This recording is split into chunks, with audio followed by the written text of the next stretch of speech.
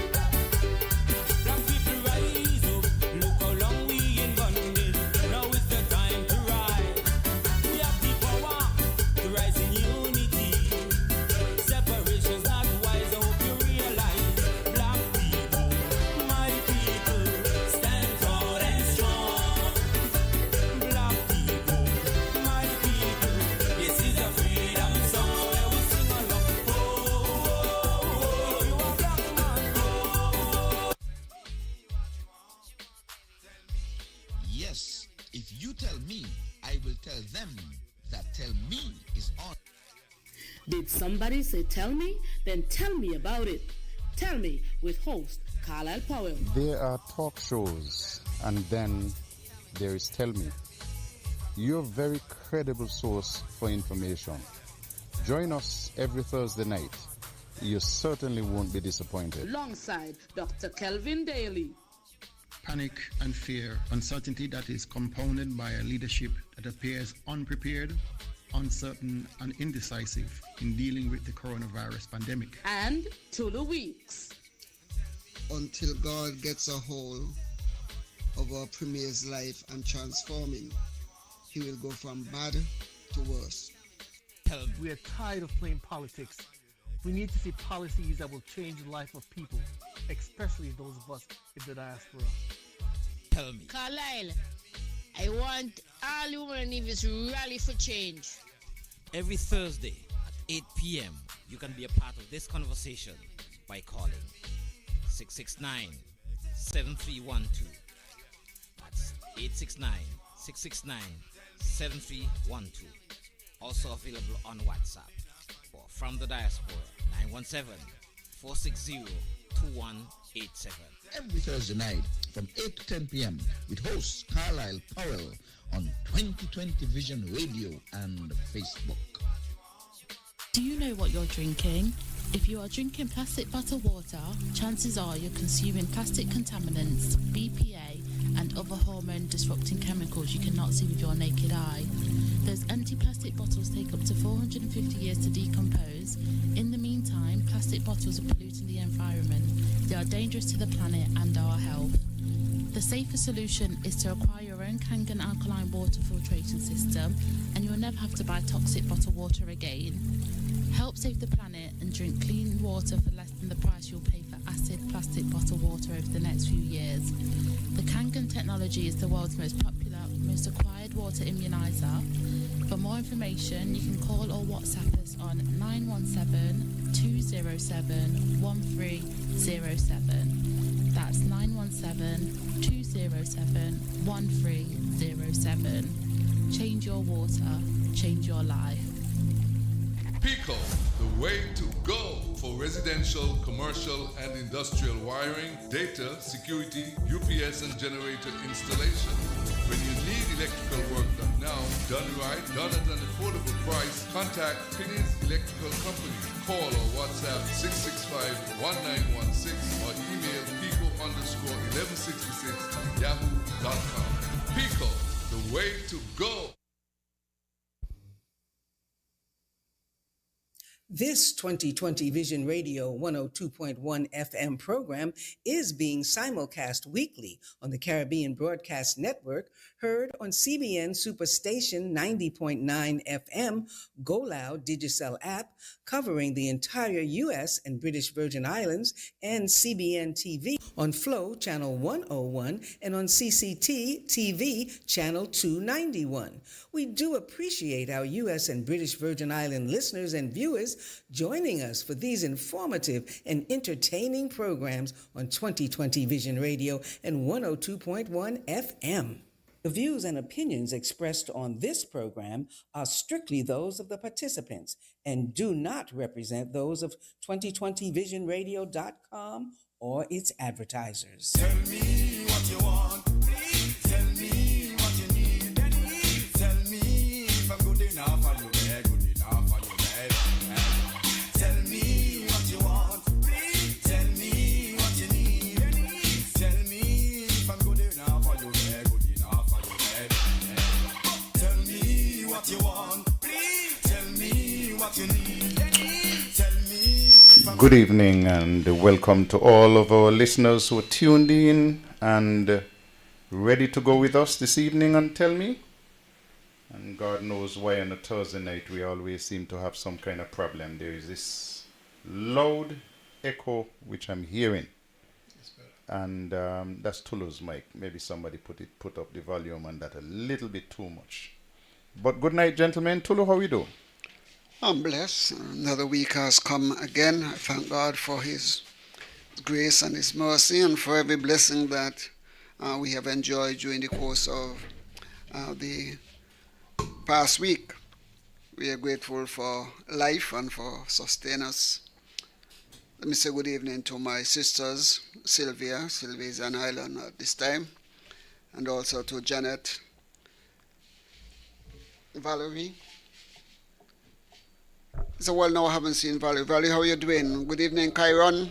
Good evening to Elvan, Ellie, Bayo, Romello, my sweet sister-in-law Joyce, my brother Dig, and then to Lynette Leibert, to Cheryl and Deborah, and to all those who join us again this week. Call up a friend, tell them, tell me it's on. You kind of troublesome, you know. Why you call Dig as soon as you call Joycey? You don't have to answer. Joyce is my sister-in-law. You don't have to answer. Why Dr. Daly, how are you tonight? Are you watching Tula sideways? You have a right to. Why? You up to something? You up to something? I have to side with Carlisle on this one here. But anyway, let me say good evening to all those who have joined us for another wonderful edition of Tell Me. If you're on the FM dial, Twitch, YouTube, of course, on the Facebook feed, good evening to all of you. And of course, let me say good evening to my brother down there in St. Croix, Hugh, my brother Denny, who is still here with his wife Twilla, my brother Carl in Atlanta, my other brother Carl in Canada, and of course, my two sisters, even on Judith, up there in Connecticut. And right here at home with me, my brother Othniel Daly, Reverend Othniel Daly, and my boys over there in St. James. You're talking about Turkey, Bose, and of course, Gary, and my good buddy Max up there in Westbury. Good evening to all of you, and thank you for tuning in to Tell Me. Okay, we had a little bit of a storm last weekend, but just brought some rain, and we are always happy to get the rains and so on. So that didn't affect us much here, but I noticed that it has reached North Carolina, and there are some storm surges up that way, and there are two little cousins who are traveling behind Hurricane Erin, and they say we should get some weather this weekend, just some rain, I hope. Not that we don't want the rain. We do want it. Let me say good evening to my own family members. Mary, good night to you. Hope that you're doing very well. And Sister Glenda, Sister Movet, all of them from my mother Maria. My big brother Everett, who had to carry the role not just of a brother, but also as the father in the family. And I think he did an excellent job. And to my younger brother Trevor, hope that you all are doing very well this evening. Alan, I haven't heard from you this week. And Dahlia, hope that you guys are doing great.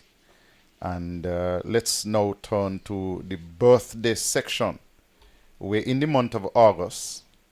And for birthdays coming up, I tell you straight off, today is the 32nd wedding anniversary for my big sister Mary. So she's batting very well. Man. Yeah, and I urge you to keep batting. Don't ever take a pause like the fella to me left. I ain't gonna talk about myself. I ain't chatting myself tall. The gentleman to my left, he took a pause. You keep going, Mary. And John, of course, my brother-in-law, hope that you're doing well. And that you just keep going. That wonderful lady Deli had a birthday this week. I think she's still celebrating. Listen, hold the calls until we get through what we have on the phone. And then I'm going to punch it up, but I'm not going to put you on here yet. Let's get through what we have on the phone first. So Claudette and John Ishmael celebrating their 32nd wedding anniversary today. Next week, Tuesday, that lovely Inkla Myers will be celebrating her birthday. And on Wednesday, it will be Florence Byron, Ottilie Myers, and Cynthia Lawrence celebrating their birthdays. That's all we have in the calendar. Let me go to the phone line now and see if that is a birthday wish. Good evening, caller. Hello. Hi, good evening. Hi, good evening. Carlisle, good Yes. night. Tulu and Daly. This is Mrs. Hyacinth Wallace Fogg. I'm just calling to wish my firstborn, Eustace Theo Wallace, happy birthday.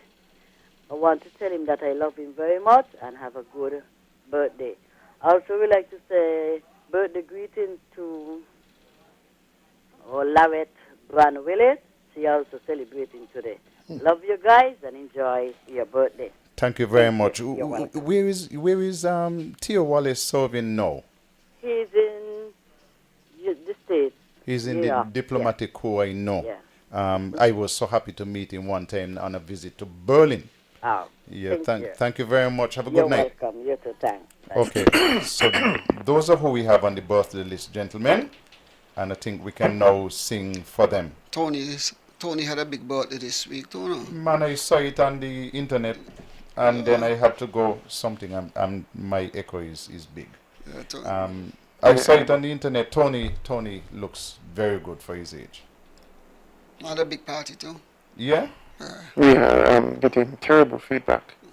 And I must confess, I'm not technical at all. So I have no idea what is causing that. We bring down the gain a little bit on my mic. Dr. Daly will advise you how to get there. Bring on the slider, my slider. Yeah, a little bit more. A little more. That's good. Right there. Okay. Okay, let's do the song then. Okay. All right. Oh, still getting some feedback, but it's better. You got it good now? Mm-hmm. Let me turn up my gain a little bit here. All right. Happy birthday to you. Happy birthday to you. Happy birthday, happy birthday. Happy birthday to you. And as usual from us in the studio, may you live to be 101 and us 101 minus a day. So we don't have to see you go. May God continue to bless you with good health, strength, and of course, wealth. But let me just add my own special greeting to my good friend Lauret Brand. We have council every Monday morning at the bakery, and so she kept this one a secret from me, but it's okay. Lauret, love you still. Happy birthday, sweetheart. Okay. And let's stay on the Willets, because I understand that Clinton lost a daughter. Yes. So we have to reach out and give our condolences to Clinton on the loss of his daughter. At a very young age, to understand she was less than 40. Yeah, I think she was either early 40s or late 30s. Young lady, she struggled with health issues, but she lived it up to the end. I understand she was out about and about. Once you realize you have no choice in the matter, you might as well enjoy yourself. And so she enjoyed it to the last moment. So I hope she is comforted now and the family can find peace in her departure from this world. Okay, last week we ended up with Land Matters, took up quite a bit of the program. And I can promise people that we're not going to spend a lot of time on that again this week, because we are. Let's see if this is a birthday wish. If it is not a birthday wish, we are not going to open up the phone lines yet. We want to get into our matters first. So if it is a birthday wish, we will take it. If not, we're going to tell you hold your calls until later. Good evening, caller. You have a birthday wish? Well, I ain't got a birthday wish. I just have a well wishes for you guys. Good evening, Carla, Daly, and Tulu. You brought down the gain for Daly. We can't hear him now, so carry up the mic volume a bit. Thank you, and I'm out. I already pushed it back up. I swear to you, I'm talking hard into this mic and people still not hearing me. Yeah, if you're hearing yourself loudly, it's because you have your volume up there for your headphones. I've been trying to get everything up so I don't get cursed out. And we changed the microphone for you tonight. Yeah. We switched it out. I keep telling the technical person, maybe we got to just take up everything from over by Tulu and send it across by you. Lead, microphone, everything, because that one can be adjusted here from the board. Okay. You know, so maybe we got to do something like that. Anyway, let's go. We were dealing with land matters last week. And there are a couple of land matters we want to get to before we get to the South Coast. So let's get to those matters. And I want you to hear, first of all, this one.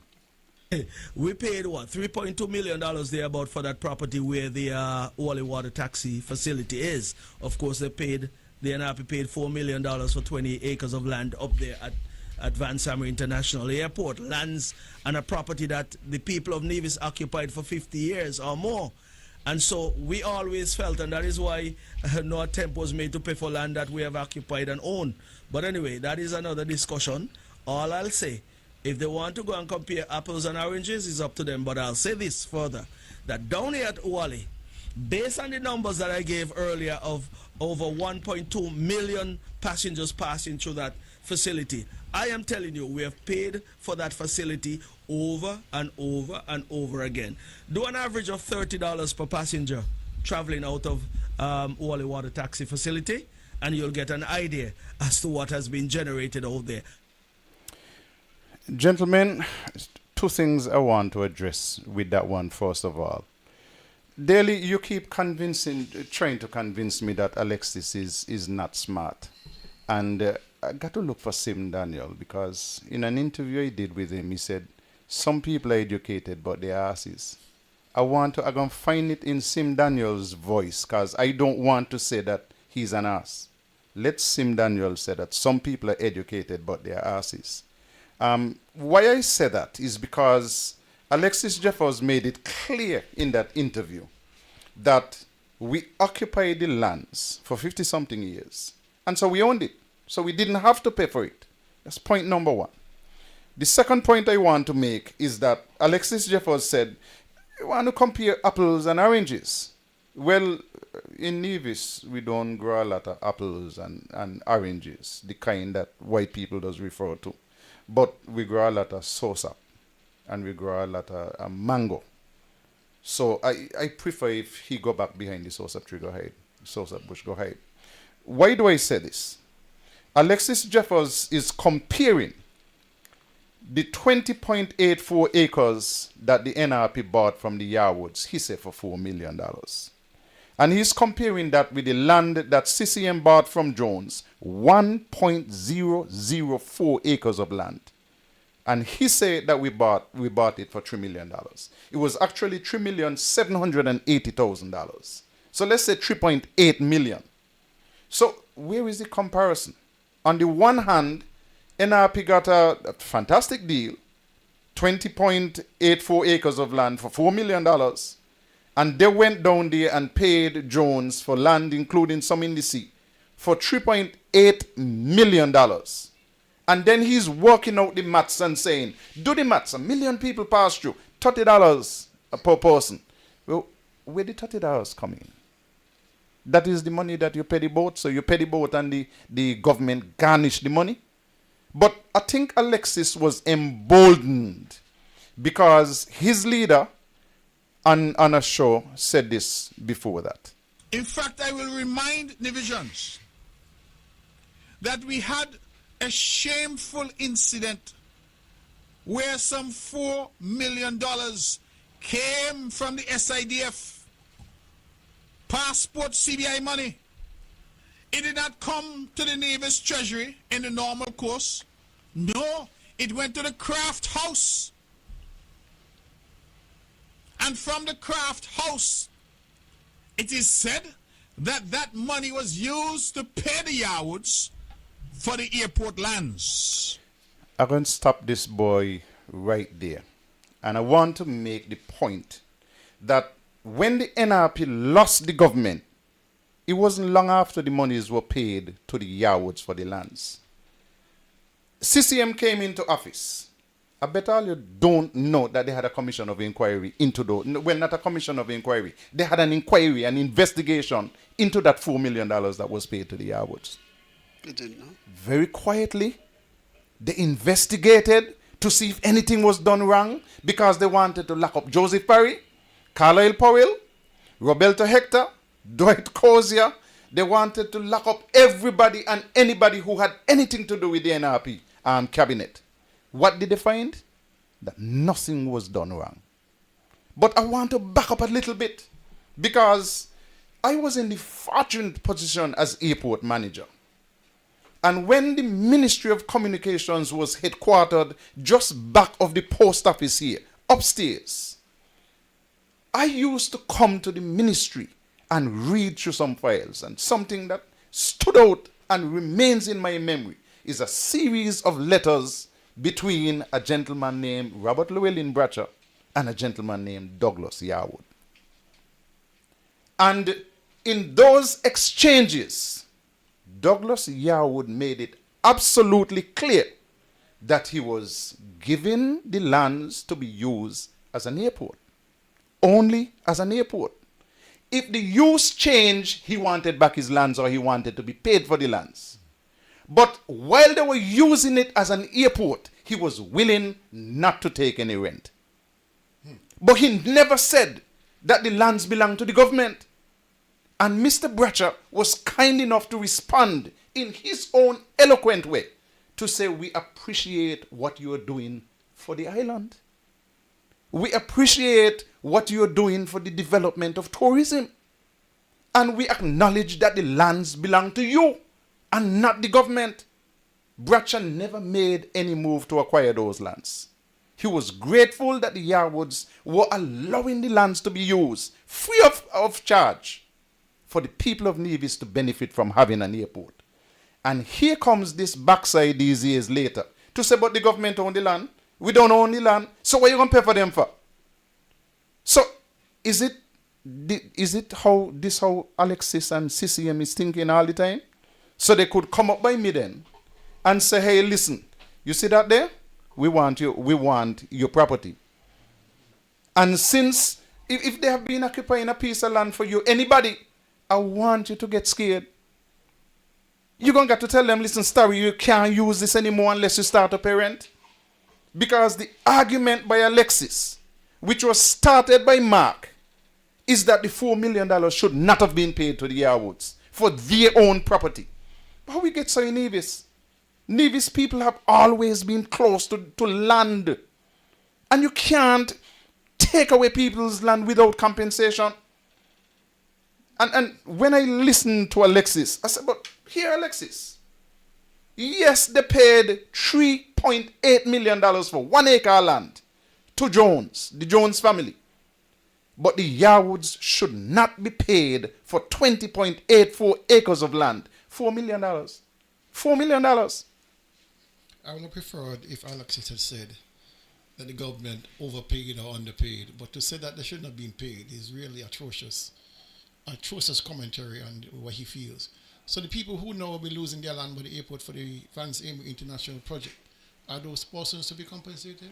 But he's the one who is compensating, leading the charge to compensate the people. And those are the same lands, some of the same lands they're going to be developing. Exactly. The same 20 acre plus. I mean, no. He in an interview said 50 acres, so don't put it at 20.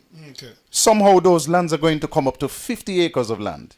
Well, you have to really excuse Alexis. I don't tell her already. Alexis is a very dull light in a bright room. I don't know what else to say about the man. He really, I don't know where they found this guy to talk about he's a parliamentary representative. But if you get back to the mathematics, he is saying basically that they have raised much more than they have spent for the project of their order because they're collecting $30 per head. They're collecting $5 per head. All right, not 30. $5 the pilot tax. And how do we know the $1.2 million? 1.2 million is true. What evidence is there to say they have counted $1.2 million? People. Well, I mean, 1.2 million people have passed through. I mean, they could have said 5 million people. They could have said 2 million people. How do we know? By what metric are they measuring the passage of people through that port? But even if you say, okay, 1.2 million, 1.2 million times $5 million, $5 is what? That's $6 million they have collected. Yeah, it's about $6 million they have collected. That facility costs much more than that. They had to go back to get more money from the CBI to finish the pier, finish the receiving area, finish the superstructure. But that's neither here nor there. The project is built, and to have this nonsensical argument that we overpay the Yarwoods for their land and they basically got a deal down there early. I mean, that's a ridiculous argument. I mean, what can you expect from a fool? But a foolish argument. It makes no sense wasting time trying to decipher what fools say. You know, it's just a sad commentary, really. What is really sad is that he believed the foolishness that he's talking. He really believed that he was talking something sensible. But how? That is so sad. Didn't anybody pull him aside, gentlemen, and say, "Listen, we get $30 time, 1.2 million. How do you figure that one day out?" But not only that, the million include they double count. You know, the people coming from Sinkis, they count them, and then when they go back, that's what I'm saying. Yeah. And so you have this double count in the first instance. And the people coming from Sinkits don't pay the $5. No, they don't. It's a one way. And then you have the situation where he's saying they have paid for the complex more times than they care to remember, but yet they didn't record how much they're paying for maintenance, labor costs, all the other costs that you need to run a facilitate that. It's really childish, actually, regrettably childish, that you have this guy commentating on something that's over his head. And this kind of commentary is basic grade school mathematics. You know, Johnny goes to the market and buys 2 vegetables. Each one costs $5. How much did Johnny pay? I mean, this is the kind of mathematics we're talking about. And this is what he can't even master. You know, we have a 1.2 million passengers coming up. We're charging $5 a head. How much did you make? And he's telling you they make $36 million because they pay $30 times 1.2 million. The guy's an idiot. Only idiots think like that. No sense of critical thinking. You don't even need critical thinking from this. This is basic high school, grade school math. And he said he's a parliamentary representative. Oh, he used to be over there in St. James, you know. But this is the kind of idiot that we have to face every single day of our lives. Okay, enough of Alexis. It does depress me when we got to discuss anything said by Alexis. It's very depressing. Let's go back to the land issue and the south coast of Nevis. But before we get to the south coast of Nevis and those lands, I want to take people some distance back to show you the struggles that the people of Nevis have had with lands. And I remember having a discussion with Mr. Ural Swanston. And he was no great fan of Bratcher. But he gave the Bratcher government credit because he said, listen, whenever estates in Nevis came up for sale, the government led by Bratcher made every effort to purchase those lands. And he said that is how you got Eden Brown and New River, Hamilton, and Indian Castle. He went into details on Indian Castle. He reminded me that the Indian Castle estate, all 396 acres, that those lands were owned by the Lakes. And that in the late 50s, I think he said 1957, that those lands were purchased by the government of St. Kitts Nevis and Anguilla. And he recalled as well that the middleman was Bellot. You know, Bellot used to live all the way down there. The middleman was Bellot. And so they purchased those lands, 396 acres. And I'm deliberately talking about those lands because those lands are in the parcel which were negotiated for Amman and for one and only. And those lands are also in the area which is being considered for this enclave of rich people where Nevis people will not be able to gain access. Now, I want to take you back to show you what challenges and what people had to overcome so that all of Nevis was accessible to all our residents and our Nevisians. Ural Swanston reminded me that at one time the Bath Hotel was owned by a fellow named Fowler. That's before my time. Norman Fowler. And he said that Norman Fowler at one time, with his foulness, didn't want local people to bathe in the Bath Stream. Didn't want people, black people, to bathe in the Bath Stream. So he shut down that area. Mr. Swanston said Colonel Bratcher came to Nevis in his army uniform and went down in the Bath Stream, and he went to take a bath in the Bath Stream while Mr. Fowler was watching. And he said, just how I bathe in the Bath Stream, Nevis people, St. Kitts people could bathe in the Bath Stream. I dare you to stop them. and Fowler had to back off. But that was an attempt to prevent local people from accessing an area in Nevis. Historical. Yes, Mr. Ural Swanston took me further. He said, right here, our own local man went to Nichols. Sent Nichols at Penny's Beach and started fencing the property. And he said, you see that big opening that you could drive through? Nichols was planning to fence the whole thing. And brother tell him, no, not that. So he said he was going to put in a little gate where people could just walk through. Brother said, no, people got to drive through. So that is how that big opening came there. Otherwise than that, Nichols was willing to block off that area so that people couldn't access from the main road to go down to Penny's Beach. He said, Carlisle, me not done. Listen to me. He said, go over Cades Bay and you see that unfinished wall? That was an attempt to block the fishermen from going down on the beach. And Bratcher came up and tell him, stop. And the wall stopped right there. It is still there up to today. So when I look at these and I recall our history and I see how this government is attempting to close off the whole of the South Coast so that they can have a 6-mile stretch where no black people, no local people can enter because that is not for us. And when I see that the Prime Minister and the Premier are lockstep together in this effort, I said, no, something wrong. So I was very pleased, gentlemen, when the leader of the NRP issued a statement. Perhaps we should go to that now. Good evening, my fellow citizens, my fellow Nevisians at home and in the diaspora, my fellow residents, nationals and non-nationals. Over the last few days, there has been much debate about our beautiful island of Nevis, particularly lands on the southern part of the island and the direction in which the present administration is willing to chart her course for the future.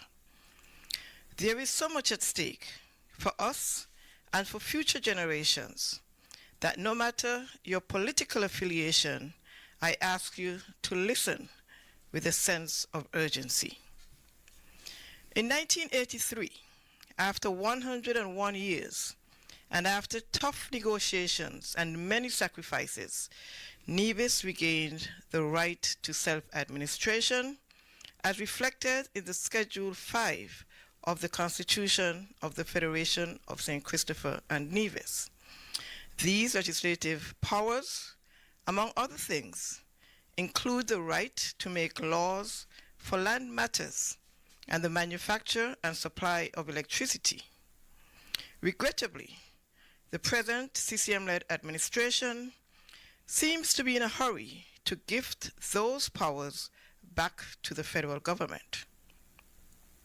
As many of you know, the Premier's wife is the owner of a real estate company that is involved with the purchase of lands on the southern side of Nevis, spanning the general area from Long Point to Saddle Hill.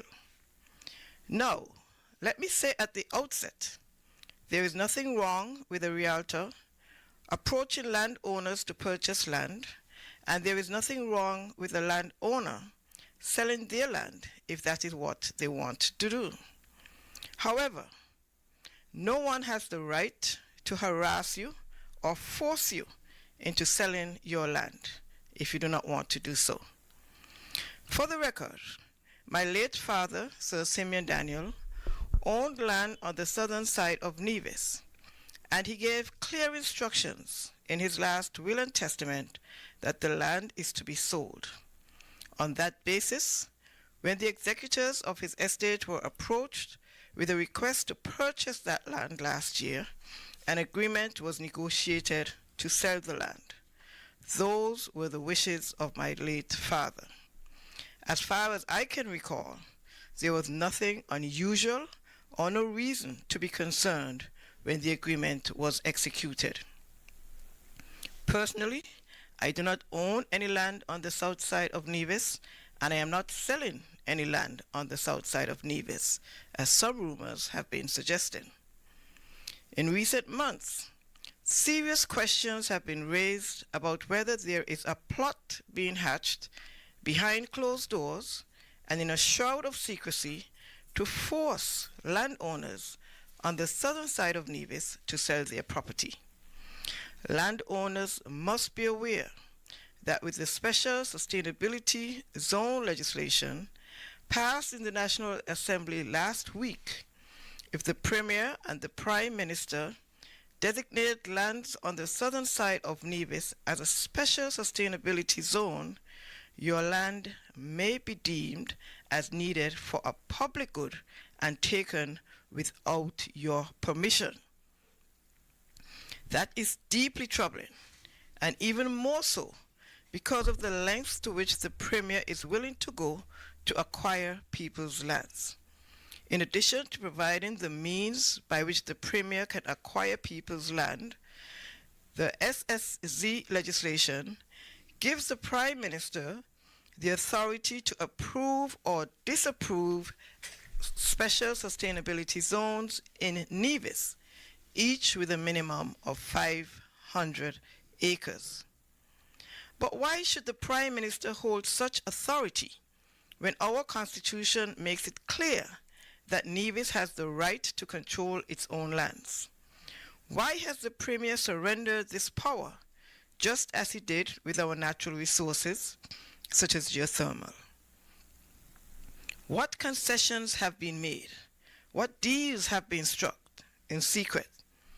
I do believe that time will reveal.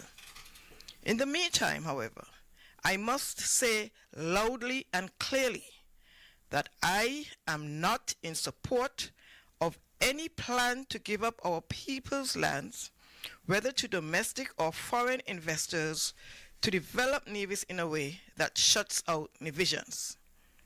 Some estimate that as much as 6 square miles on the southern side of Nevis is under threat to be included under the deceptive Special Sustainability Zone legislation.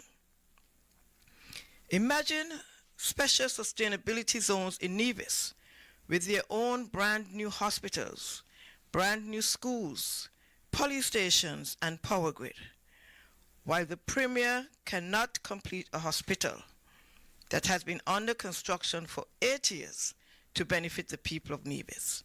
He cannot secure proper facilities for our police and firemen. He cannot stabilize our electricity.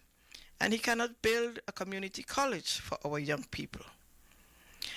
I am completely against development plans on Nevis, where a few will be enriched at the expense of the Nevisian people, where the Nevisian people continue to struggle and are not elevated. I quote the late Right Excellent Dr. Sir Simeon Daniel, my father, who said, "If growth in the economy only benefits a tiny, wealthy minority, whether domestic or foreign, it is not true development." Land ownership, hard work, and self-determination are the hallmarks of the Nevisian people, and I will not sit idly by and see Nevisians being forced out of their lands for the self-serving interest of Premier Brantley. If we must fight, that is what we will do, with every fiber of our beings, in honor of those before us who sacrificed, and in honor of our future generations for whom we must preserve our Nevisian heritage.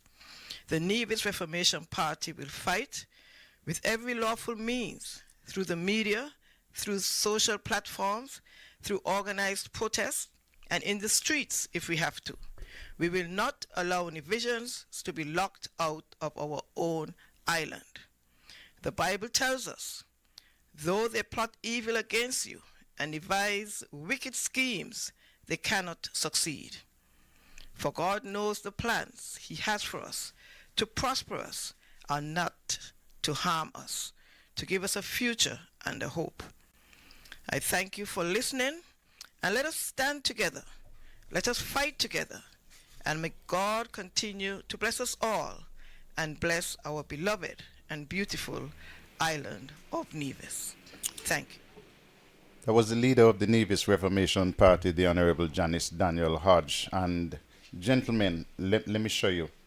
I have some very creative people who assist me. Let me show you something.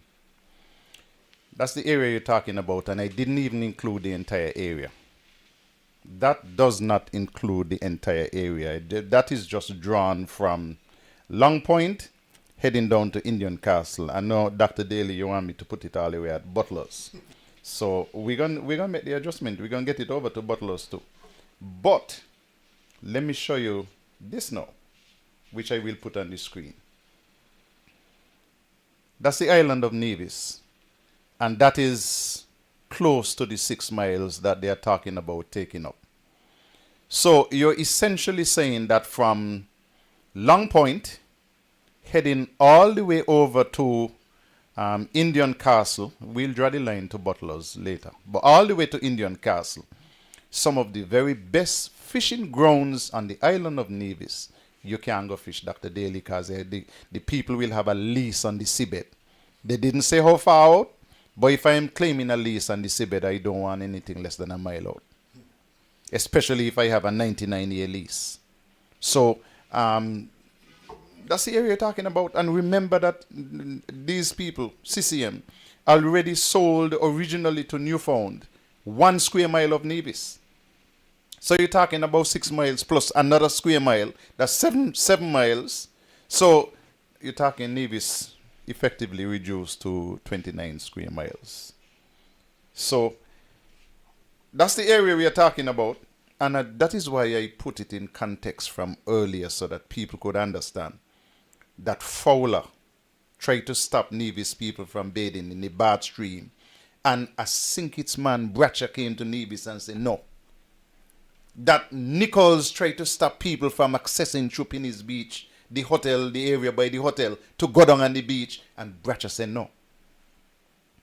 That they tried to fence off, wall off an area over there at Cades Bay, and Bratcher said no.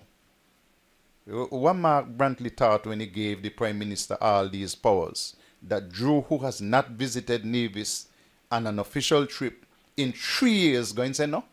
Me not think so. I really don't think so. Here's my take on this sustainable zone legislation. In the first instance, based on what is prescribed in our Constitution and what is pertained in this act, there's something missing. There's something missing. Our Constitution does give the federal government authority over lands if there's a request by the NIA and the NIA also consents to that transfer of power to the federal government. All right? There is that provision, 37.3 of the Constitution provides for that. And when I read through this Special Sustainable Zone Act, paragraph 9, or section 9, section 5, paragraph 9, it speaks to only consent. It speaks to only consent. It does not speak to the fact that there was a request. Because people can consent to things under duress. People can consent to things under pressure. Blackmail. But the Constitution specifies 2 things must happen. The NIA must request, and they also must consent for this act to be now valid in regards to Nevis and its lands. And I repeat, maybe I missed something, but I've only seen the consent part of this legislation.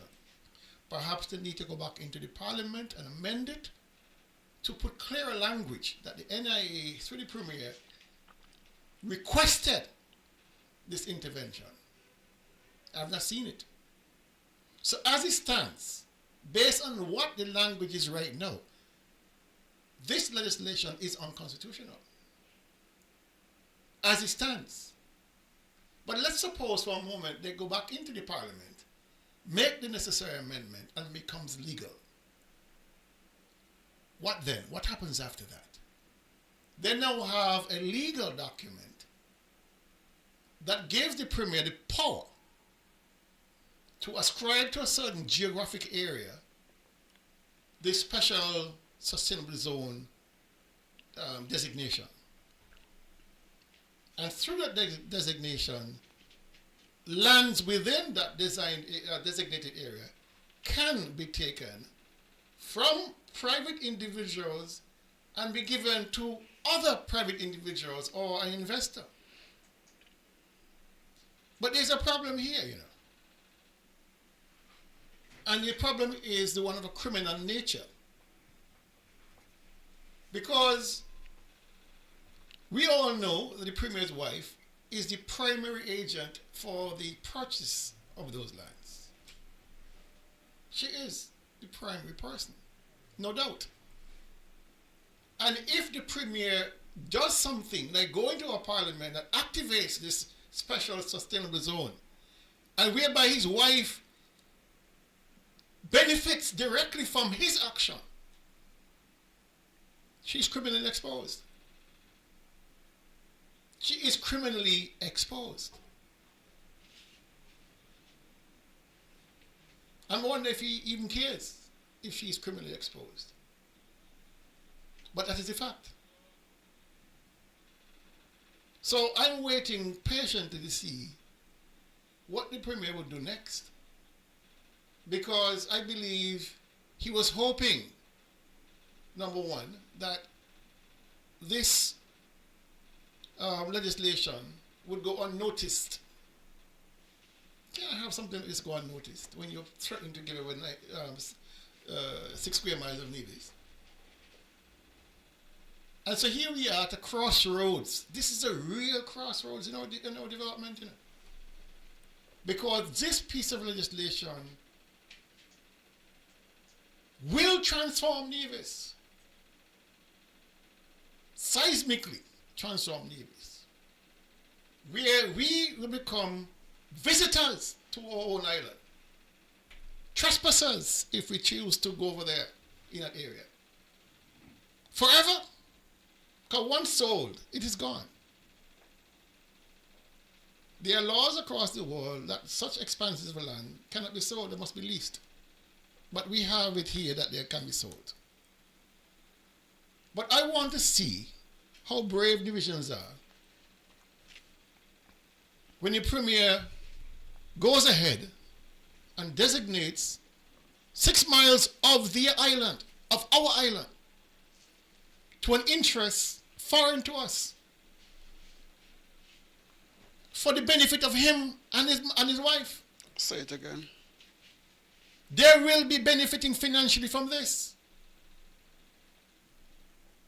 I've seen some documents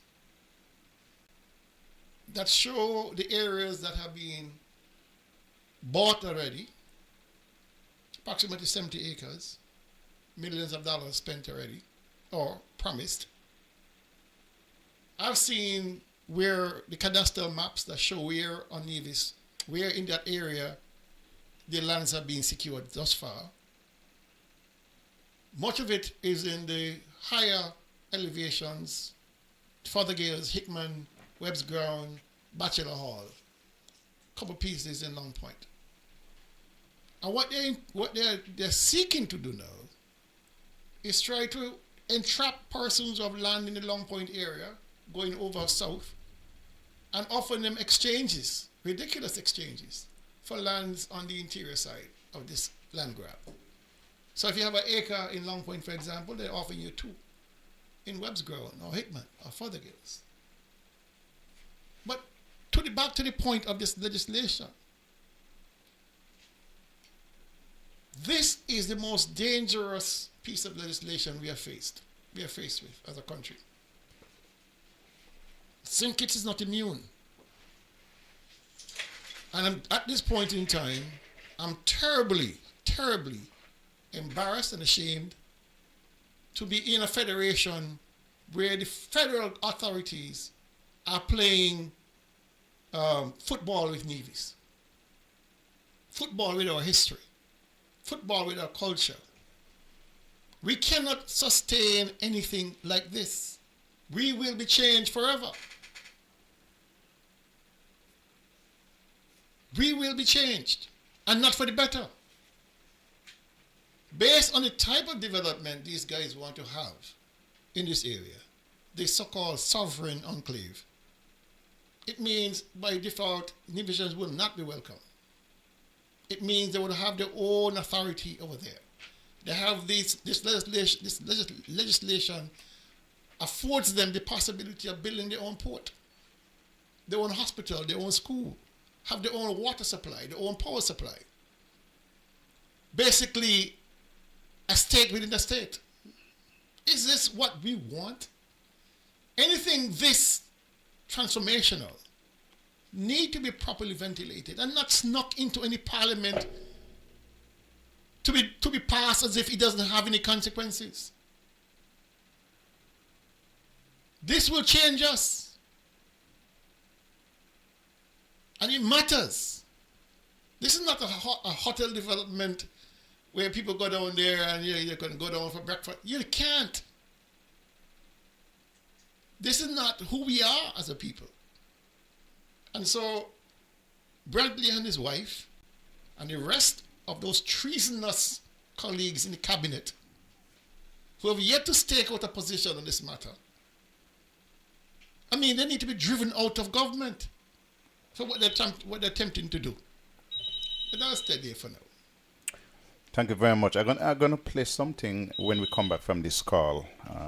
Good evening, caller. Good evening, gentlemen. How are you tonight? I'm giving God thanks. I am looking at another side of the coin. I am wondering if the Premier had no choice other than to go to St. Kitts. Remember, gentleman, the area representative for St. Paul's, his intention was to build a hotel in that same area. Ambitious young man. And I don't think he would want to support the bill. If he didn't, the bill would not have passed. And I'm thinking that is what run them over to St. Kitts. But what bothers me, that the Premier feel like the people who vote for him, he have no respect for. Because realistically, we have never had anything like this happening in Nevis. And Carleen raised it a couple of weeks before. He denied it. Went down to St. Kitts. I have listened to House Assembly time and repeated time. And I cannot recall no bill running through in less than a day. Sometimes they have the first reading, months after second reading, the third reading, and the pass. This time, it was the best kept secret. If you're doing right by your people, discuss it with them and let them understand. Who are we to believe? Because up to this day, they haven't seen it fit to even use the words piss, pan, cotton, and gears to smell as to where do we go from here. I have listened to my representative, and I have every reason to believe her. And you know what? She's the only person who is representing us as Nevisians. I am calling on the people of Nevis to understand who is representing you. This is not a political issue.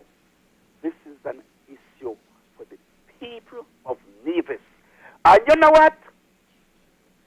The street people like me, argument is that Nevis people don't get work. Well, let me tell you, I don't know if Nevis people don't get work because they have something named cheap labor. And when they start to build, and they could bring in people on their own property, remember that belongs to them, on their own property, and they could get somebody for work, who work $70 an hour. They're not going to pay Nevis, what they call it, Nevis people, $200. They're not going to do it because they figure, listen, we have our engineer, we get in cheap labor, it's the same work we can get done, we can save some money. Even people coming from the Wilderness Islands. But apart from them, there are some other people who just say, no money, no there. You think Nivision's going to be going out there who say no money, no there? They're not going to get to go over there to say it. And this is cause for concern because as far as I know, it takes you less than an hour to go to Nevis. Nowhere far in Nevis. And so when we make the road over there as is planned by the Nevis Reformation Party, we want to be able to use our road and go on the coastline. Good night and goodbye. Thank you very much. Holy Cause, I want to play two little clips from Mayor Motley to show you what mature politicians do. The bill which was passed in the House of Assembly last week carried an exception clause, a route by which an interception could be treated as lawful without a judge's warrant in specified circumstances. But after a thorough weekend review and after advice from the Attorney General, with input from the relevant authorities and stakeholders, and being mindful of public concern, we are satisfied that this exception ought not to be proclaimed and in fact should be repealed. We will therefore act accordingly by removing this clause in the Senate and sending the same back to the House of Assembly for concurrence. My friends, this government has the humility to listen and always the courage to correct. I promised you that on May 27th, 2018, and we will hold fast to that. We will keep refining the law where necessary so that it makes sense to the people it is required to protect. You heard that? This government has the humility to listen and the courage to correct. But let me play another one quickly. A few nights ago, in the House of Assembly, the Minister of Home Affairs opened the second reading of two companion measures, the Immigration Bill 2025 and the Citizenship Bill 2025, and then asked that those bills go to the Parliamentary Governance Standing Committee for wider consultation before final passage. This is how big change should happen in a democracy, in the open, with the country invited to weigh in. This is how big change happens in a democracy. In St. Kitts Nevis, big change, all three readings at one time. And even when the people make a fuss, don't listen, don't repeal anything, dig in deeper. This is what you call maturity in the case of Barbados. The people of Nevis have been up in arms over their lands and the possibilities of losing 3,840 acres on the south coast. But we have heard absolutely nothing from the Mark Brantley administration. As a matter of fact, he jumped on a plane the same day after Parliament and he was off, he gone. Martha's Vineyard. And then the state, Nevis, paid for the trip. So let me take a couple days. And don't come back until today. Last week, Monday until today. Away, having fun, telling his friends, we passed the thing, you know. We passed the thing. So the law is in place now, we just have to gazette it. And we're saying to Mark Brantley, not so fast. Hold on, man. Hold on a little bit. Hear what Mayor Motley said. Listen to the people. Even though they had passed it in their parliament, he said, no, we'll listen to the people. And we're going to make changes. Gentlemen, we're going to take a little break, but I will got to squeeze in this one before we go.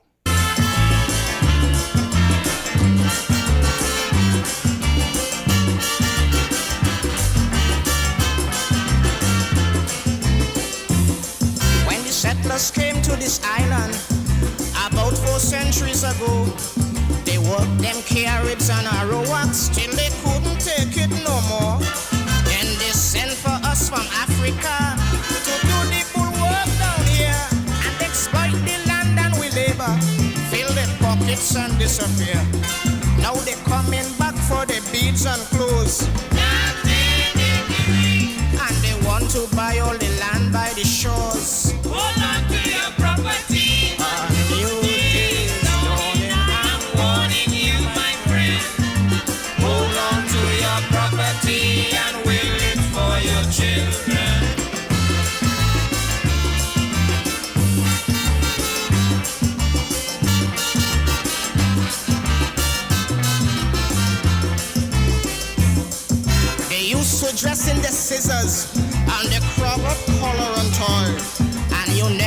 to see the woman needs. No matter how you try, they ride in the big time buggy. And we the state yet. Now the boxing checked out by ESO. That thing almost break my heart. Now they say the weather too hot for clothes. That is the story. So they want to buy all the land by the shores. Hold on to your property and do this zoning. I am warning you, my friend. Hold on to your property and will it for your children.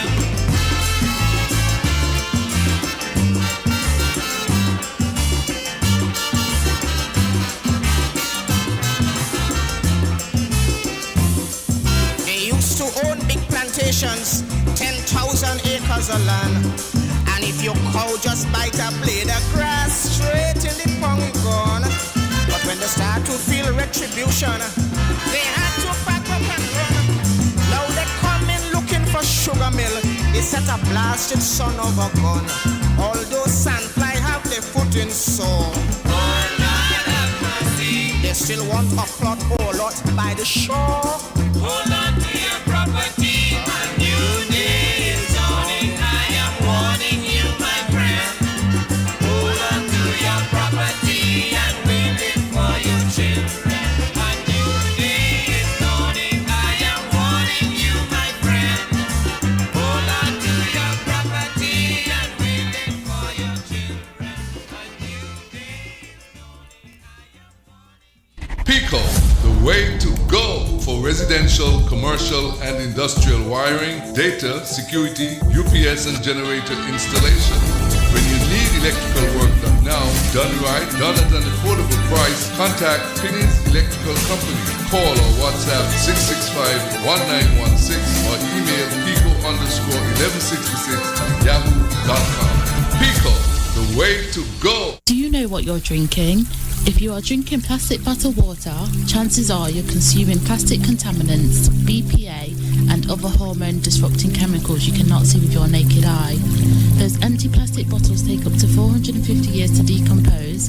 In the meantime, plastic bottles are polluting the environment. They are dangerous to the planet and our health. The safer solution is to acquire your own Kangen alkaline water filtration system, and you'll never have to buy toxic bottled water again. Help save the planet and drink clean water for less than the price you'll pay for acid plastic bottled water over the next few years. The Kangen technology is the world's most popular, most acquired water immunizer. For more information, you can call or WhatsApp us on 917-207-1307. That's 917-207-1307. Change your water, change your life. Thank you very much. We are back, and we note all the concerns about Daly's mic being a little low. We are doubling up now, see if we can catch him even better, because we want to hear his voice and we want to hear his views and everything. Let me say one more thing real quick. I spoke to several landowners in the area who have been contacted by Sharon Brantley or actors who work on her behalf. And they said, listen, I don't mind selling some of my lands and save some for my family and my children. But for this offer they're being made, they want all of it. One gentleman told me he has 8 acres, and he said, listen, I will sell you 4, but the 4 must remain with my kids. That is their legacy, to do whatever they want to do with. I have another friend who has over 100 acres. I will sell you some, but I can't sell you all. Nope, we want all. All of it, every square inch of it. Because what they don't want to have happen is black people among the midst.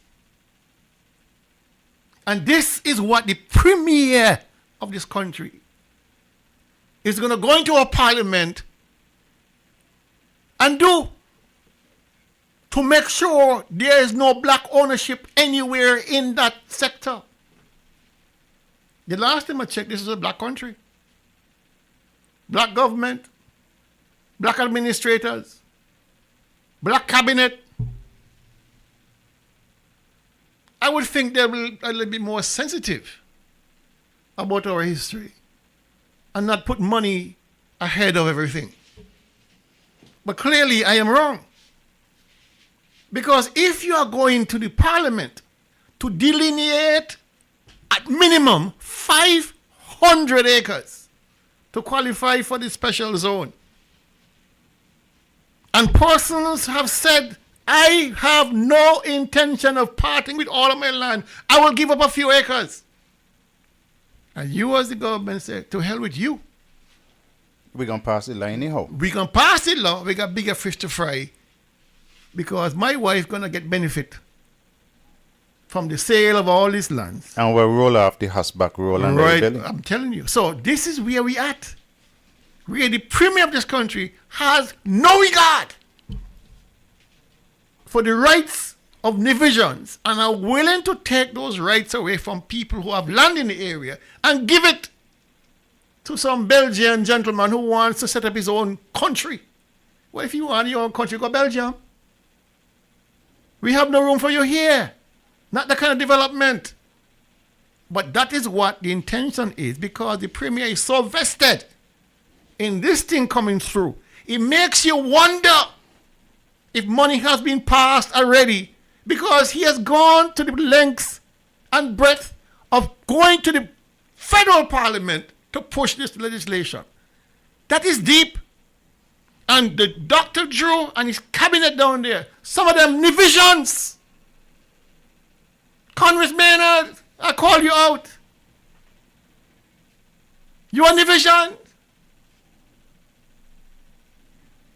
And you sit there and agree with this nonsense? That your mother is from Nevis, and you sit there and let Brandy come down there and push this bill down your throat, and you have no response? And again, I have to stress again, I'm thoroughly ashamed of the two other representatives in the opposition,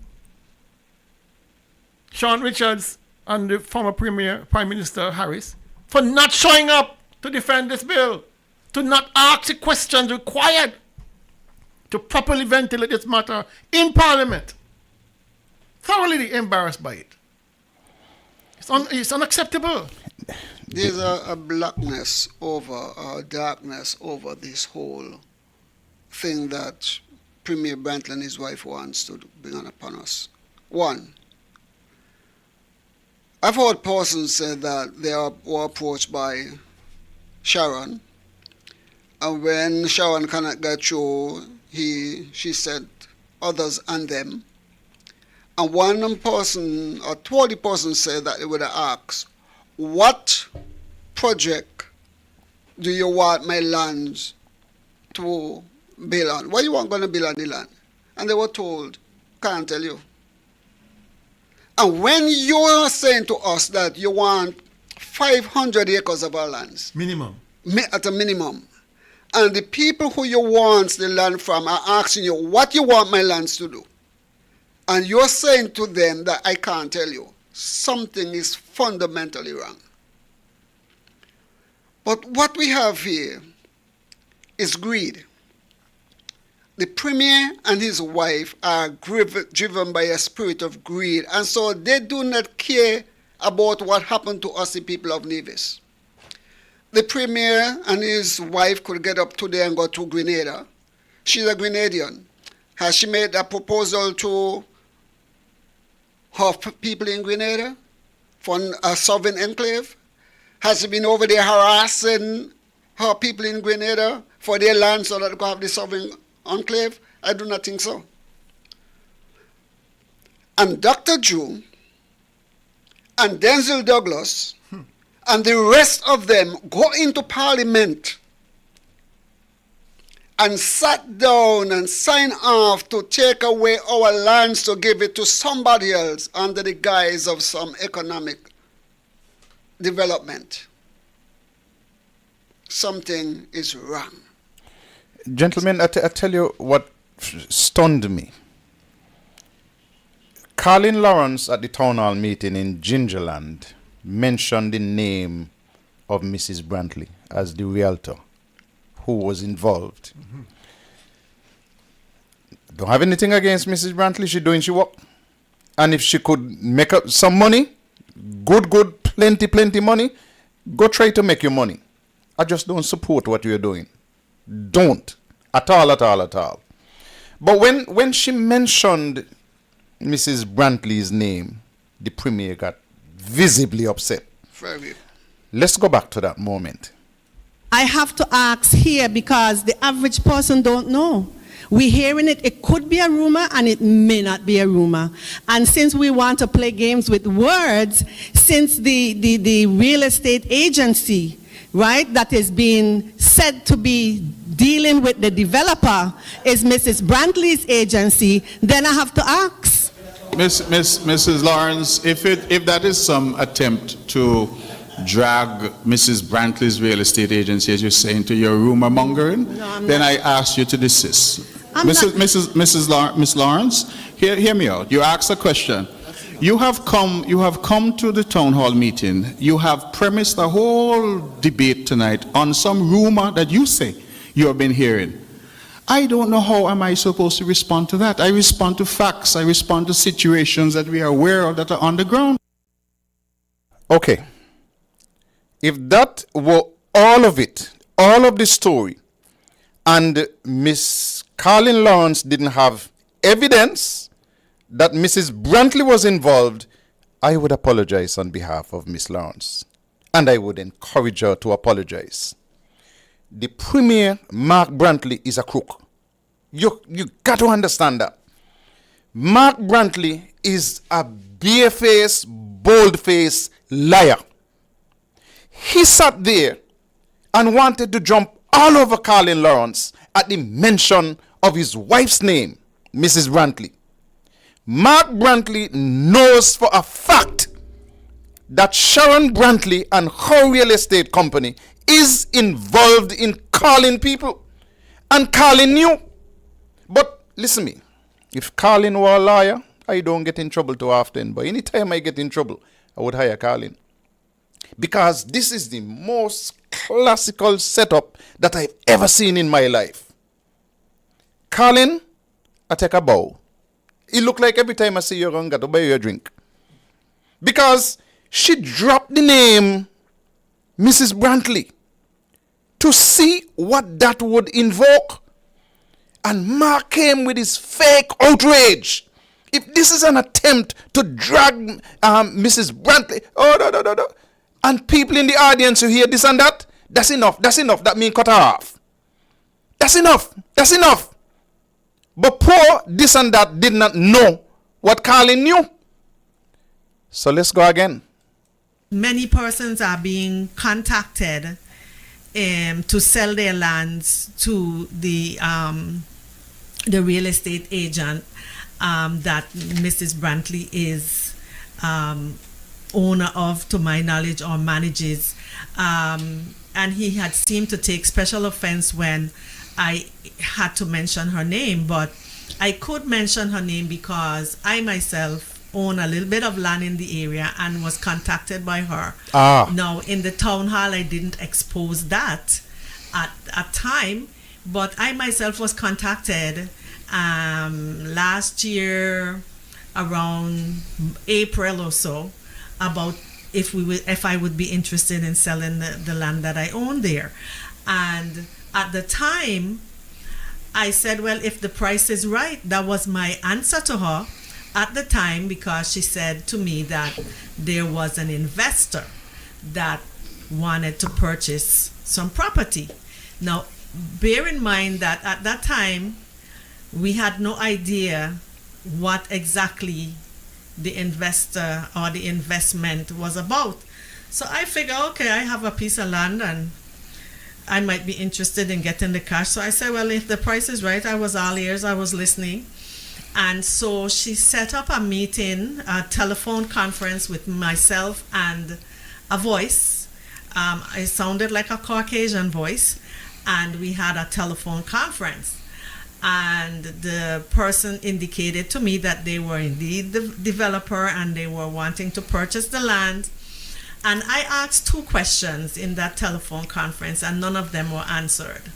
And I asked what type of development it's going to be, and he kind of was evasive about it. And I also asked if local people would be able to still use the area. Again, he avoided answering the question. He said something about, well, all the locals that we spoke to have the same concerns, but we are not going to build chicken coops in the area, but never really answering. And then he also said, we would even pay you more than the market value of the property, and they are going to make me an offer, and I should look for the offer in email. And to date, I haven't seen any offers, and then it got down. This is now a year ago.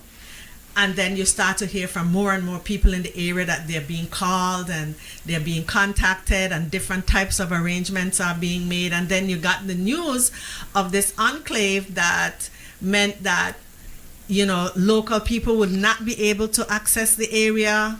It's going to be a sovereign something, and it's a state within a state, and they're not going to be guided by the laws of the federation. And I was like, what? So that's when I said, well, as much as I might need the money as a single woman, I would not do that, Go read your Bible. It's a rumor. Go read your Bible. That's the answer. And then, in a matter of days, you have this bill that was passed for the sovereign enclave, which is saying, in effect, if you don't want to sell, we can acquire. So you either jump or we're going to push you. It is only rumor. And you see, boy, Colin, I bow to you again. I salute you. I do everything. Because you set up this just like Muhammad Ali. A little soft touch. Just mention Mrs. Brantley. You hear when Colin said she was involved in those discussions last year, April. But daily, I know you and Tulu, me not think none of you would have kept this. I think that if it were Daly would have said, but your wife called me. Mm-hmm. I think if it was Carlisle Powell in there, I would have said, your wife joined me in a conversation with a gentleman, the developer. But he knew, He knew. Mark Brantley knew. A lot of the conference calls were done in his office, in his conference room at his law firm. Okay. A lot of these conference calls occurred right there in the Jewish building. Let me take this call. Good evening, caller. Good evening, gentlemen. How are you? I'm feeling good. I really have a concern about what is happening in our country, in our beloved country that the majority of people fear God. And if this bill is passed, right? If this bill ever come passed, because I think pass already, it just has to be gazetted. Yeah, but what kind of action can we take? That is where we have to go. What can we do? We have to protect ourselves. We can't allow two people, me and me, to dictate the whole of Nevis.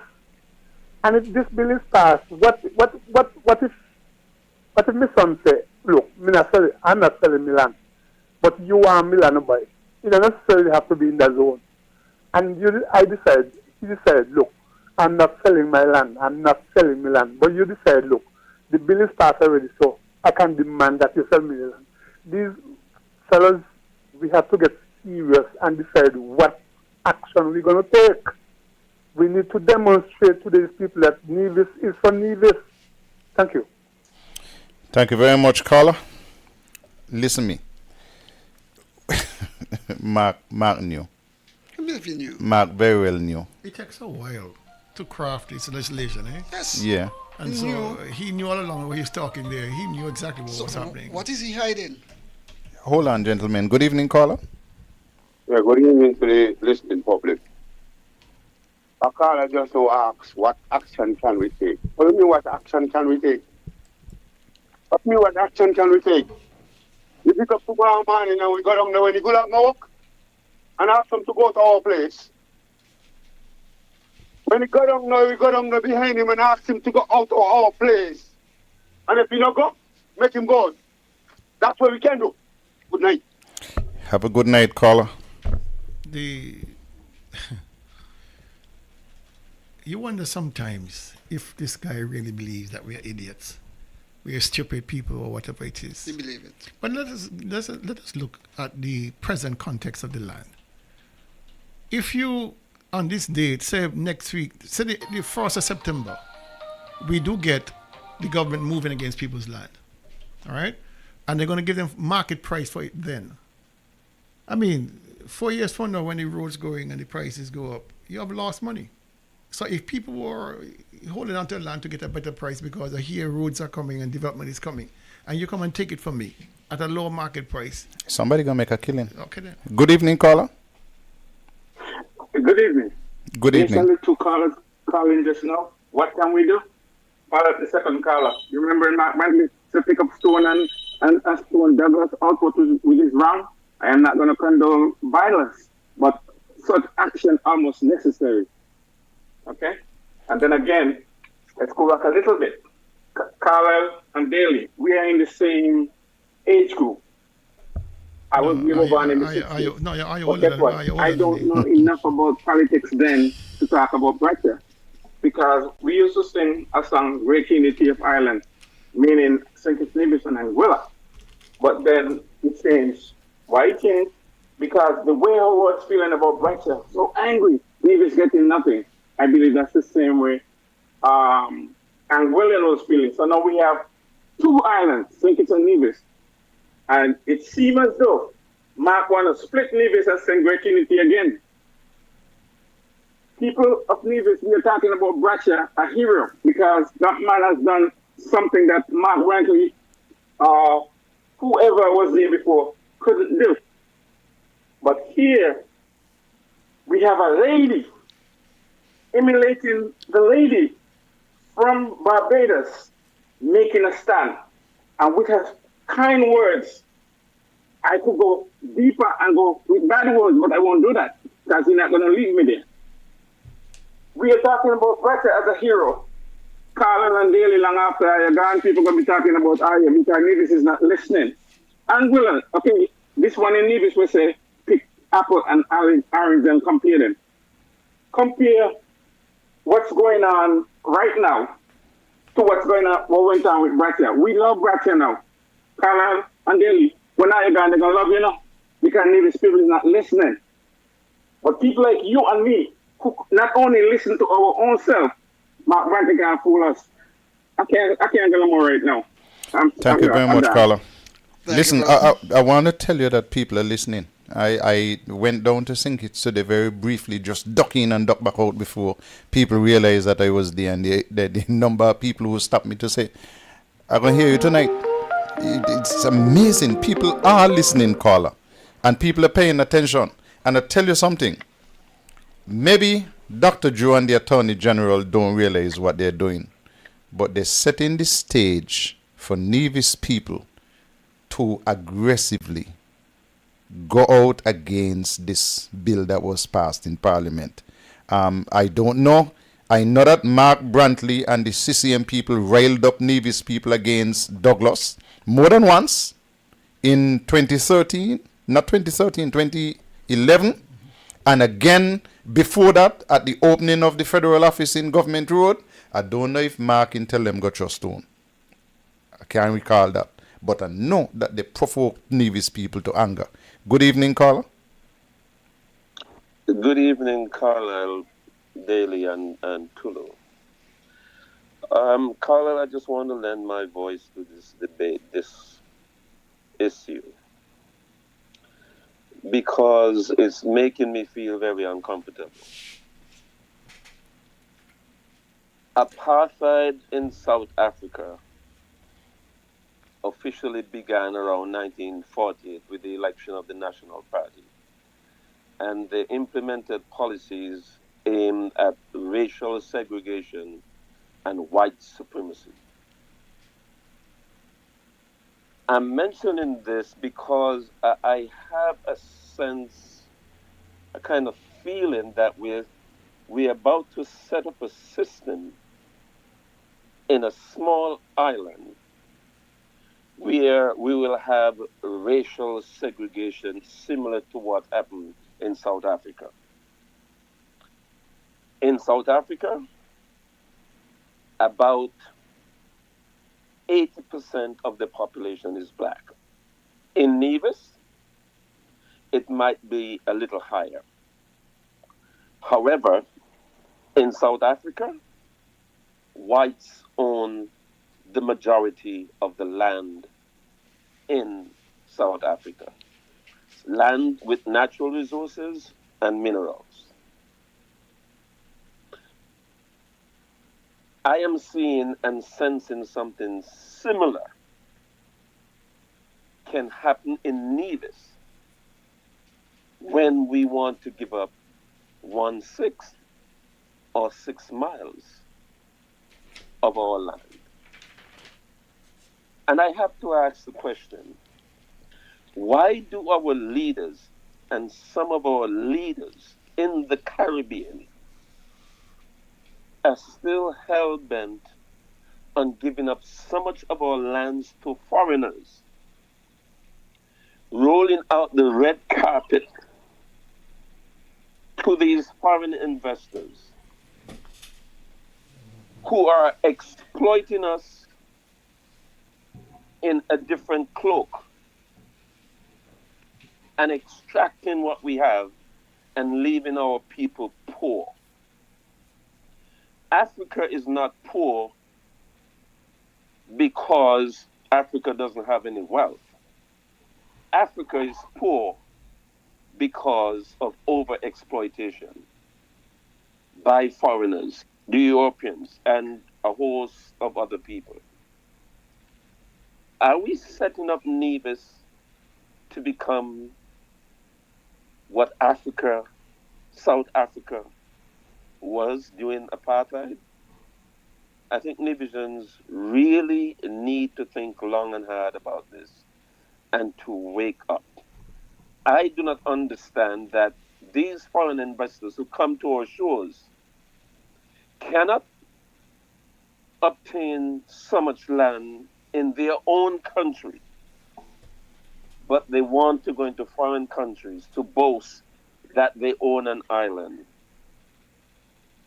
If we are not careful, we will become landless peasants again in our own country. A country where our forefathers fought for us to have land ownership and independence. We got to be very careful, and this smells very bad from the top. And I hope Drew and his cabinet and Mark will reconsider their eagerness to sell off lands in Nevis. Somehow, CCM seems to have a problem when it comes to lands in Nevis and giving away lands in Nevis. They have a track record. And if history taught us anything, we should know clearly that the land deals with Newfoundland never ended well. And CCM never got anything. Neither did the people of Nevis. But the lands were given away. And right now I don't know who owns those properties. We got to be careful with what we're doing. And Nevisians need to stand up against this and speak loudly with one voice. Thank you. Thank you very much, Carla. Let me go and take some ads and come right back.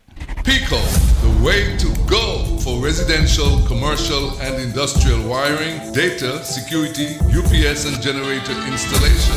When you need electrical work done now, done right, done at an affordable price, contact Finney's Electrical Company.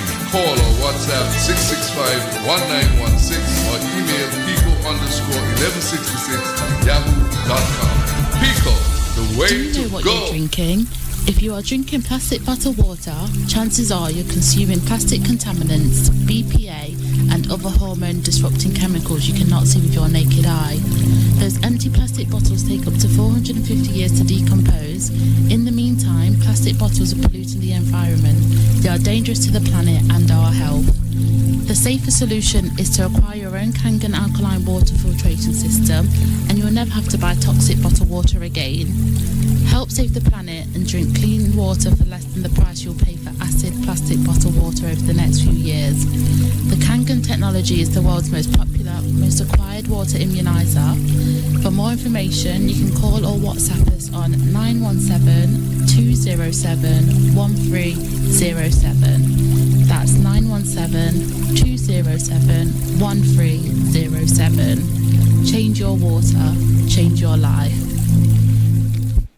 Welcome back to Tell Me, and let me remind you that next week, Saturday, NRP leader Dr. Janice Daniel Hodge will be leading a delegation to New York, where there will be a mix and mingle, 781 Castle Hill Avenue, Bronx in New York.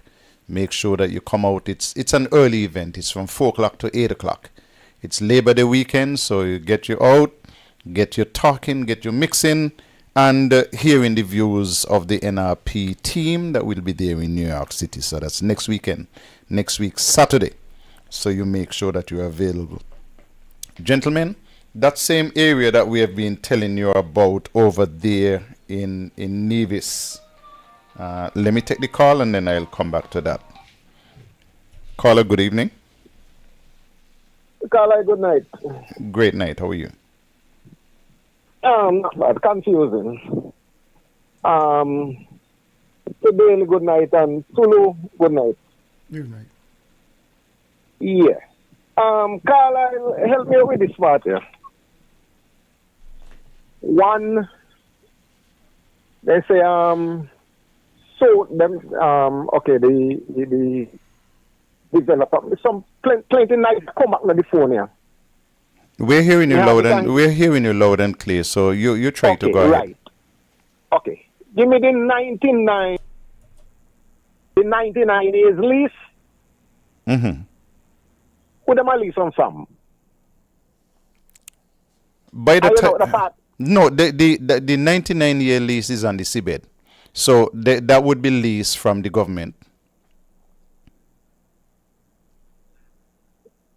So the 99 years lease now got nothing to do with the land itself. No, that's on the seabed. Oh, okay.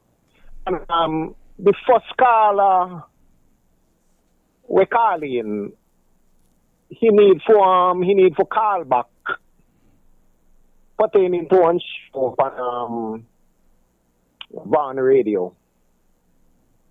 If you listen to me, you need to call back in for one of your member, one lawyer that it may sound confusing to me, but I believe this caller can call back and explain. No, correction. Okay, NRP didn't have anybody on Van Radio during the course of the week. So it's a farmer. Oh, farmer. Okay. Farmer, yeah. A farmer. Okay. A farmer lawyer. Okay then. No, not farmer lawyer. Once you're a liar, you're a liar. So he's not a farmer liar. He might be still a current liar. But that has nothing to do with us. You know, my grandmother always said to me, keep your face in your book. So anybody else, I don't worry about other people and other things. I'm focused. But I wanted to show you some. Thank you very much, Carla. Okay, then. I wanted to show you something again. So let me put back up that map of Nevis. And I put it up just to make a little simple point. NRP proposed the project back in 2011-2012. Fuel storage depot. This was a $1 billion project. And I always pause when I come to these numbers. $1 billion project. The NRP never contemplated allowing the developers of that $1 billion project to have this sovereign enclave. As a matter of fact, let me say to you that the developers at that time of this fuel storage depot, they were dealing with private individuals. For how much? 101 acres. They were talking to people who owned 101 acres of land. I know the names, but I'm not going to call any names tonight. NRP was not involved. NRP didn't have to go to Parliament to pass any law to take away the 101 acres in total, or a fraction of that for the developers of the fuel storage depot. But CCM went around Nevis and went on social media with the devil imps and all kind of people to tell people fuel storage depot is terrible for Nevis. Suppose there's a fuel spill. Whole of Nevis gone up in flames. Center station still down there. And they're still getting an average of maybe 15, 20 ships a month to bring in fuel, to take off fuel. And when they bring in fuel, the port makes money from all kind of fees. And they make money for every gallon of fuel that comes off. And some of these tankers hold 1 million gallons, man. For every gallon that comes off, they make money. And when another tanker come to take out fuel, for every gallon that goes back to that tanker, they make money. So it's like a printing press for money. It was going to be $1 billion fuel storage farm. And they frightened the hell out of Nevis people because it might blow up. But you got fuel storage in Texas, where some of the people who came over there to make noise come from. Huge fuel storage depot. But they came out there to say to Nevis people, listen, do not allow it or make noise. Join CCM to stop what would have been transformative for the island of Nevis. The same way that they made noise against the $30 million fisheries complex. That is what they do best, frighten people. And when you finish with all of that, look in the pocket. They're getting richer and richer, and you, the poor people of Nevis, getting poorer and poorer. So you think about it. 101 acres, owned by a family. They were negotiating with those people. I don't know if they were going to buy all or they were going to buy some. But you come fast forward to 2025, and Mark Brantley, he is facilitating the purchase or acquisition of 3,840 acres of land in Nevis. I tell you, the fuel storage was only, they were talking to people who own 101 acres. But these here are looking to buy or acquire 3,840 acres of land in Nevis. Good evening, caller. Good evening, Carlisle. How are you? Good evening to Tulu and Dr. Daly. Carlisle, I could say a lot. I was in that center that night. But what stood out in my mind was that NRP took the time and respectfully brought it out into a town hall setting to explain to the people of Nevis what that project was all about. We haven't seen this being done now. We're hearing about it through all kind of little corners and phone calls and emails. NRP took the time ahead of the project, brought the players in, sat down at a table, and made a presentation to the people of Nevis of what that was all about, what it was going to entail. And Carlisle, we would have gotten a medical center out of it, huh? Mm-hmm. Remember? And fire a services. Medical center was one of the propositions that would have come out of that. Many Nevisian young men would have had an opportunity to be trained skillfully in, what do you call Texas. In welding. I'm sorry? In welding. In welding. Absolutely. One or two in particular were being given the opportunity to go to Texas, I think it was, to be trained and then come back and train others.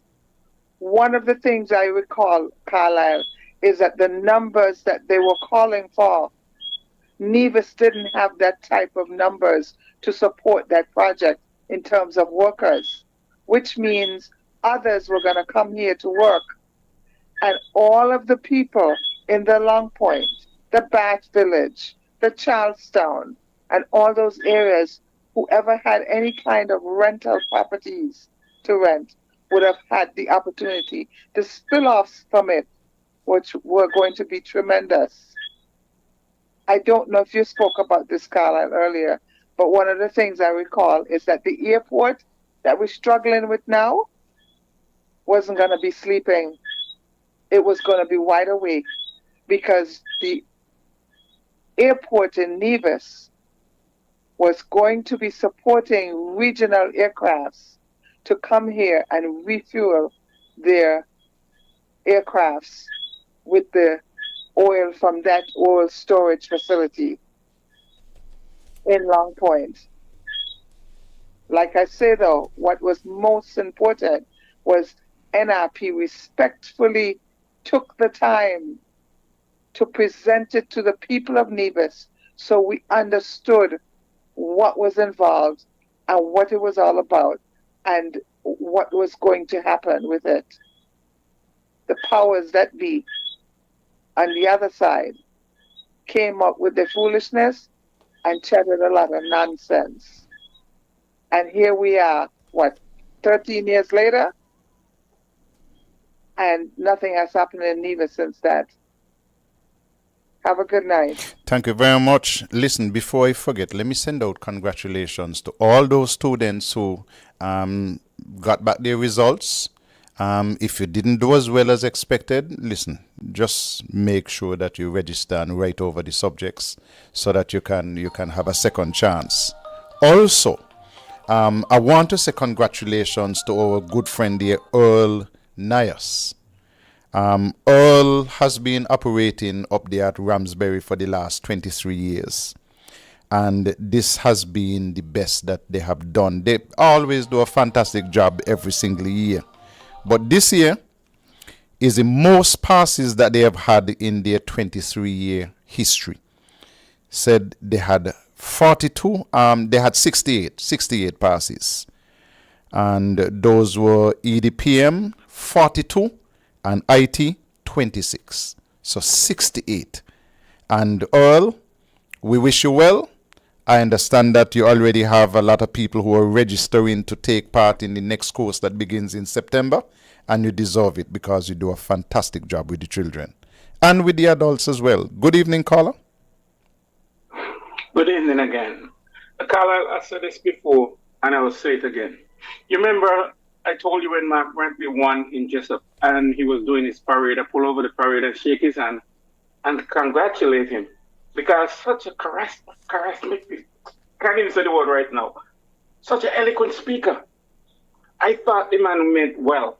So I said to him, Mark, make me a believer and you might have me on your side. Well, I had a conversation with him. I don't remember if it was a text or email. I still have it. When I said, Mark Brantley, do me a favor. All you got to do is, please, keep the oil storage. And he wrote me back and told me, it was never anything. It's all a lie. And I never spoke to him again since because I know he was lying to me. And, oh my God. Please, Nevis people, wake up. Wake up, Nevision. Wake up. That's all I have to say right now. Thank you very much. Maybe it's your fault you shook his hand.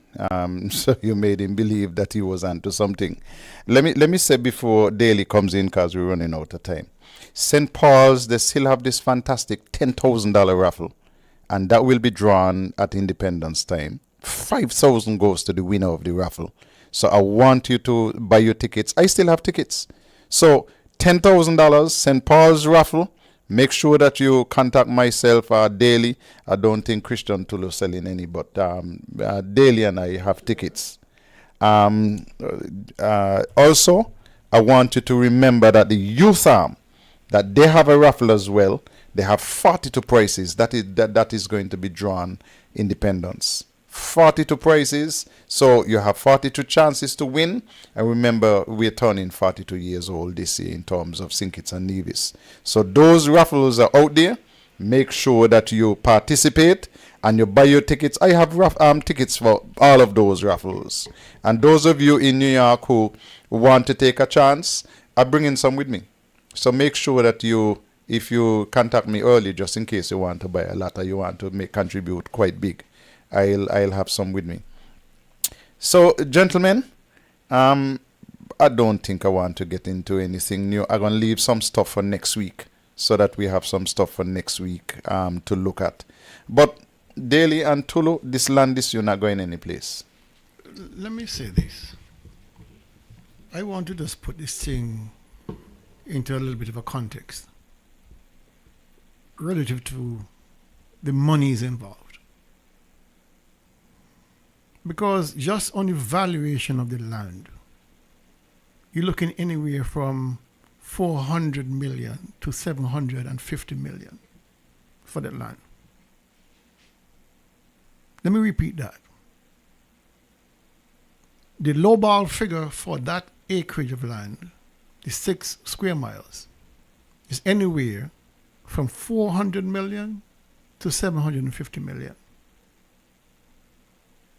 It's a lot of money. It's a lot at stake. And if we are going to apply the regular fees for the realtors, which is 10%, somebody could make between $40 and $75 million. Now you understand why this thing is unfolding as it is. There's mega money involved.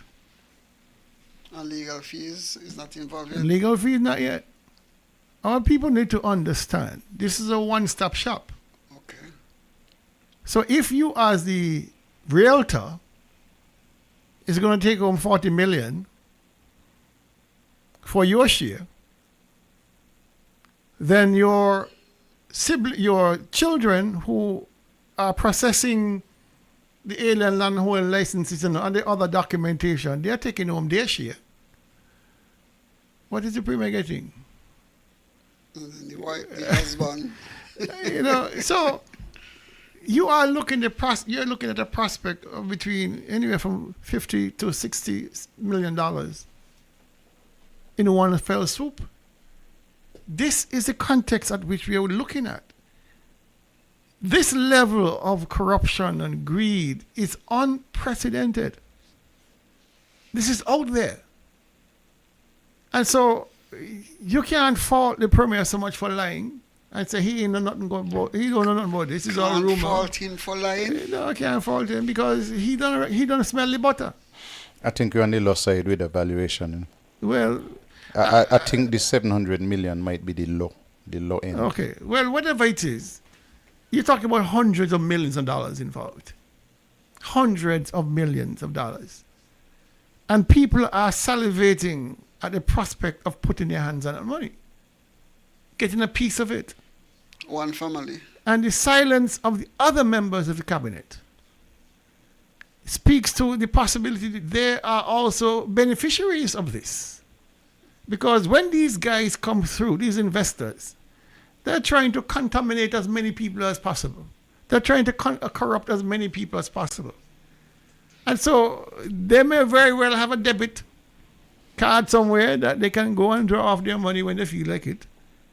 Because these kinds of investors, they're under the radar. They don't want to be known. Carleen mentioned that she was trying to find out who they are. They don't want to talk.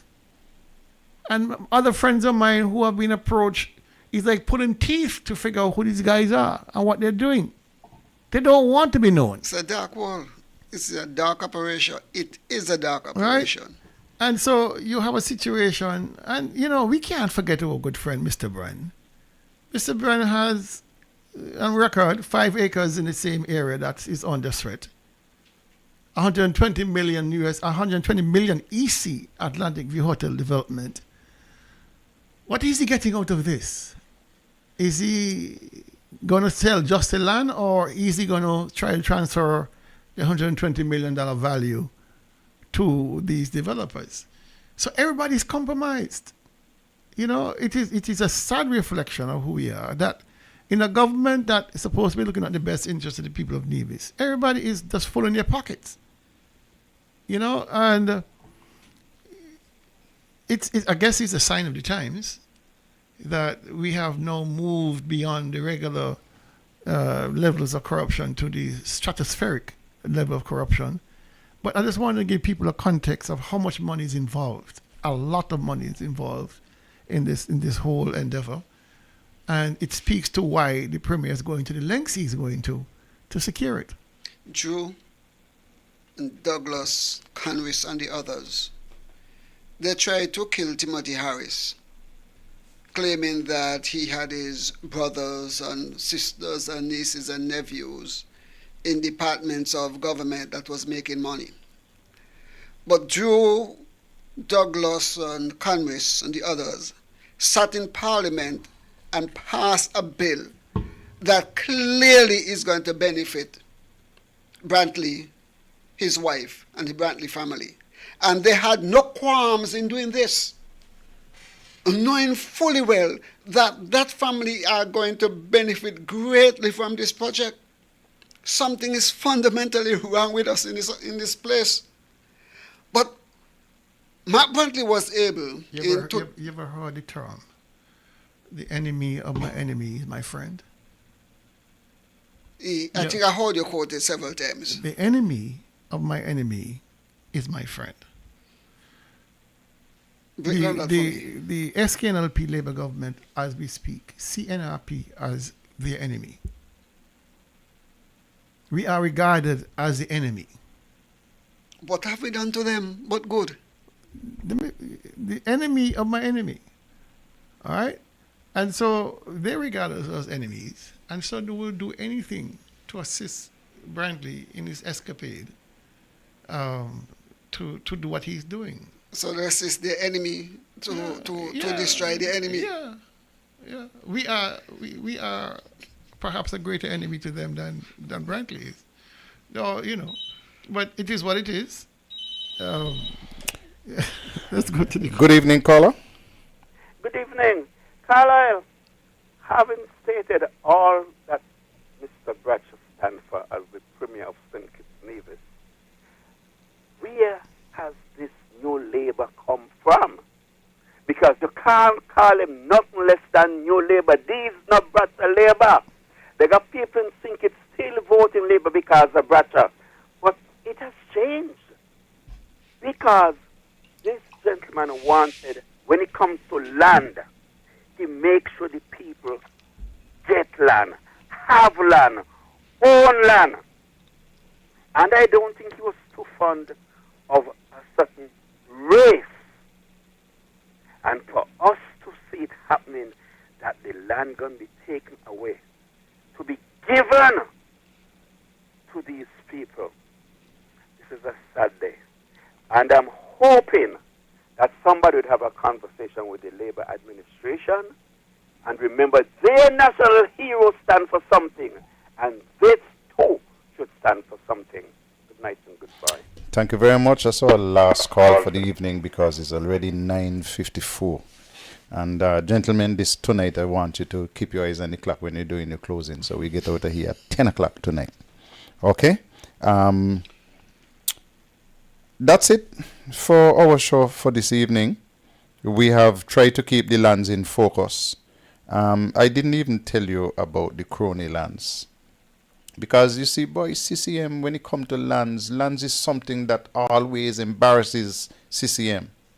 But I'll address that in my closing. Let me go to Tulu first. In 2011, Mark Brantley and CCM was able to rile up the people of Nevis to fight on behalf of Mark Brantley, and they came out in their numbers, and they did fought, demonstrated, and we know what they did in Charlestown.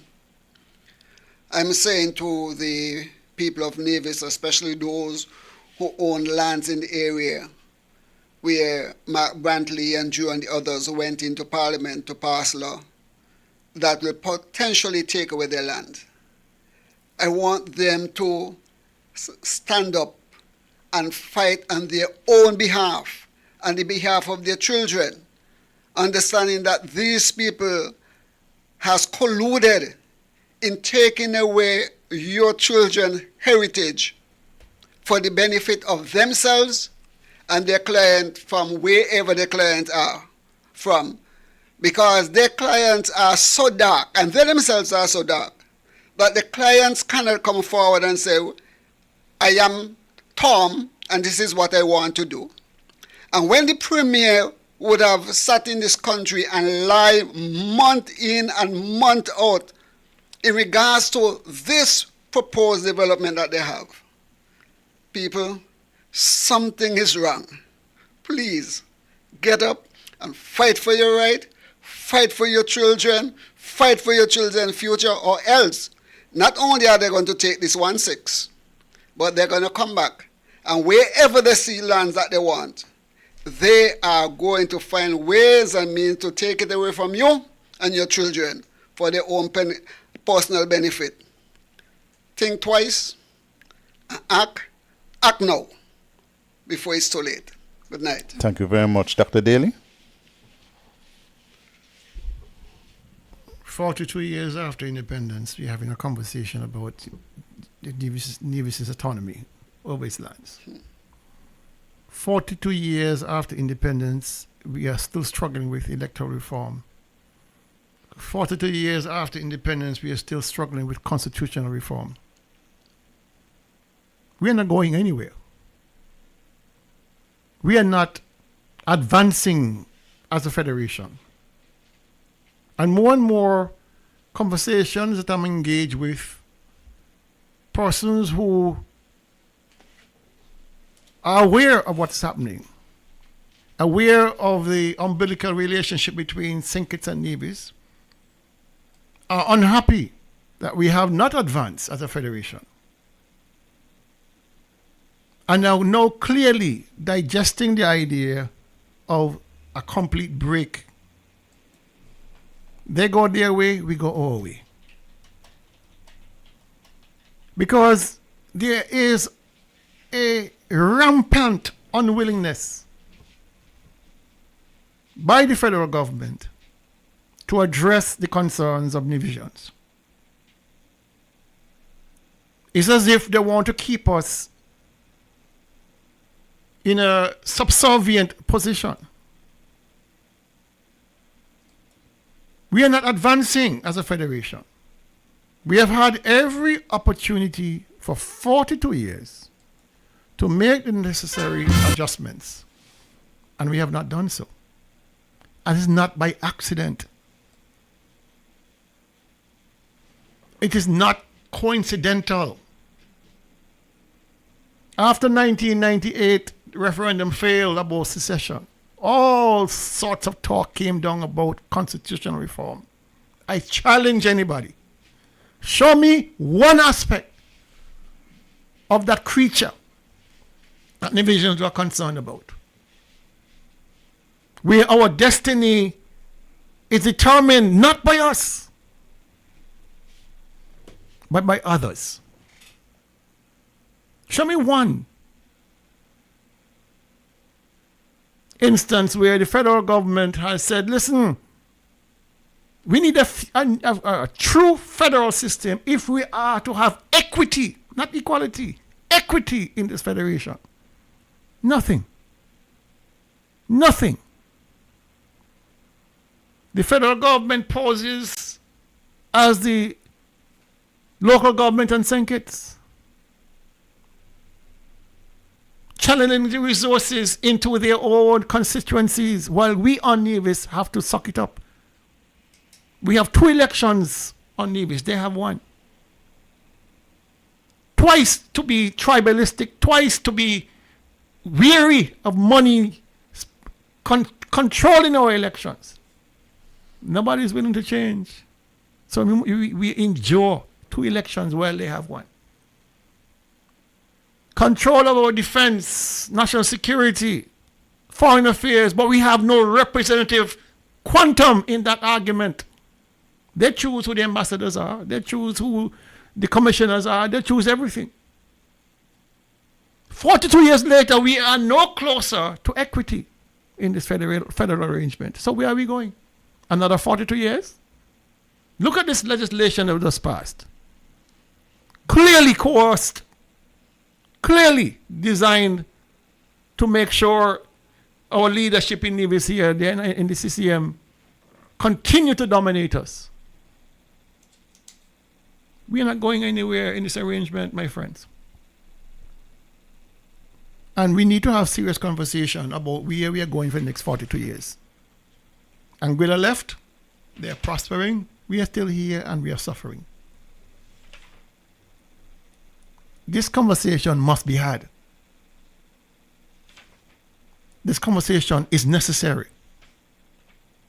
And if Dr. Drew wants to continue down this road, or any successive leader as Prime Minister wants to continue down this road of having this federation remain a federation, then we must have serious, monumental, seismic change to how we govern ourselves. Otherwise, it's just a waste of time. Thank you very much, Dr. Daly. And it's a minute after 10 o'clock, so I'm not going to take long in winding up. Just to remind you that next week, Saturday, in the Bronx in New York City, the NRP leader will be leading a delegation for a meet and greet. I want for you to be there in your numbers to receive the leader of the Nevis Reformation Party and her delegation, and for you to show some warmth and some love. And there will be a section for questions. They will make some brief presentations. We will make some brief presentations. And you'll have the chance to ask questions. But the thing is, you got to be there. Got to come on out and make sure that you're present. Now, I started looking through my library. And I found this evening a paper that was developed by CCM when they decided to take Nevis into secession. Proposals for the future constitution of Nevis. You know how CCM do things as soon as they finish the outdated already, so that will have to be redone and done properly. But when you look at this land grab, which has been masterminded by the federal parliament, when you look at the geothermal grab with the resolution that was masterminded by the federal parliament, when you look and you see that the amount of monies which the St. Kitts government, which is the government of St. Kitts and Nevis, get to spend in St. Kitts, which are not listed as loans, and the fact that in Nevis they are listed as loans, I never hear that SIDF or CBI lend money to the federal government, but they lend money to Nevis.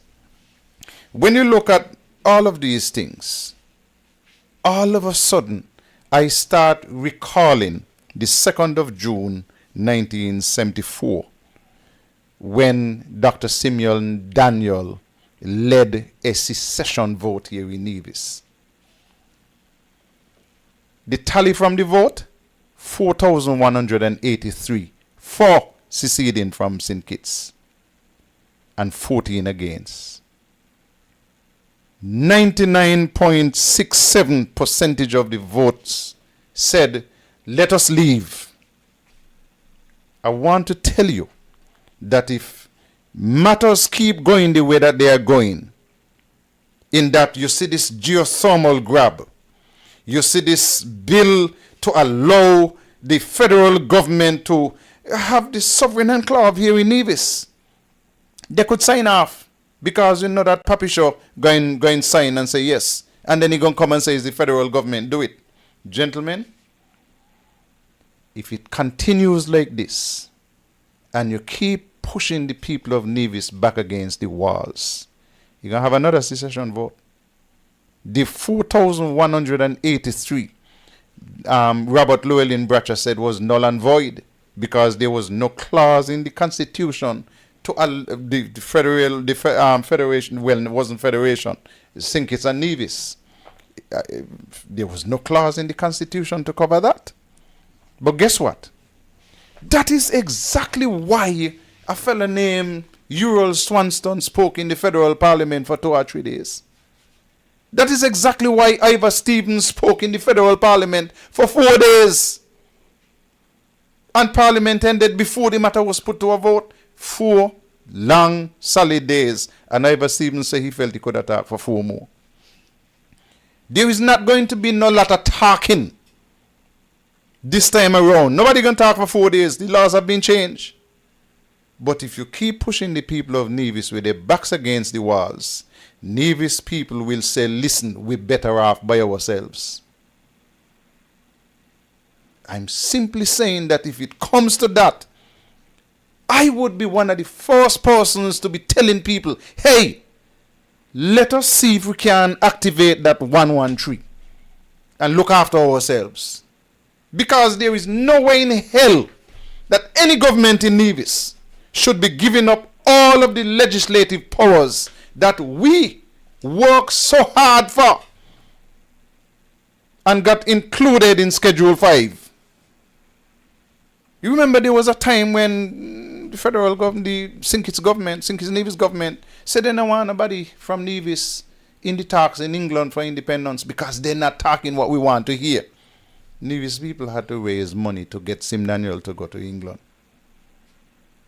And after the change of government in 1980, others were able to join him on the government's post, so that they could talk for Nevis and get 113 in the Constitution and get Schedule 5 in the Constitution, so that when people are giving up one of the items in Schedule 5, meaning geothermal, 16, the manufacture and supply of electricity, when they're giving up 15, control of the lands in Nevis. It took us 101 years to get back a government. 101 years, from 1882 to 1983. And we just giving them up. 101 years, you fought so hard. You had people who had to go all over Nevis and fight and rally. NRP came out of struggles. And the last straw that broke the camel's back was the sinking of Christina. And there is no way that the people of Nevis are going to willingly give up what they fought so hard for. It is not going to happen. You could pass all the laws you want to pass about the sovereign enclave. You could do whatever you want. But you cannot sit back in Nevis and allow these people to be comfortable while making you prisoners in your own country. Me don't talk. See you next week. Well, next week I'll be traveling. So Dr. Daly and Tulu will be left here to do all the heavy lifting. Depending on what time I reach my destination, I might be able to join in by Zoom, depending on what time I reach my destination. But until then, all will be good. Be vigilant. Tell me what you want, please. Tell me what you need. Tell me if I'm good enough for you, good enough for you, Tell me what you want, please. Tell me what you need. Tell me if I'm good enough for you, good enough for you, Tell me what you want, please. Tell me what you need.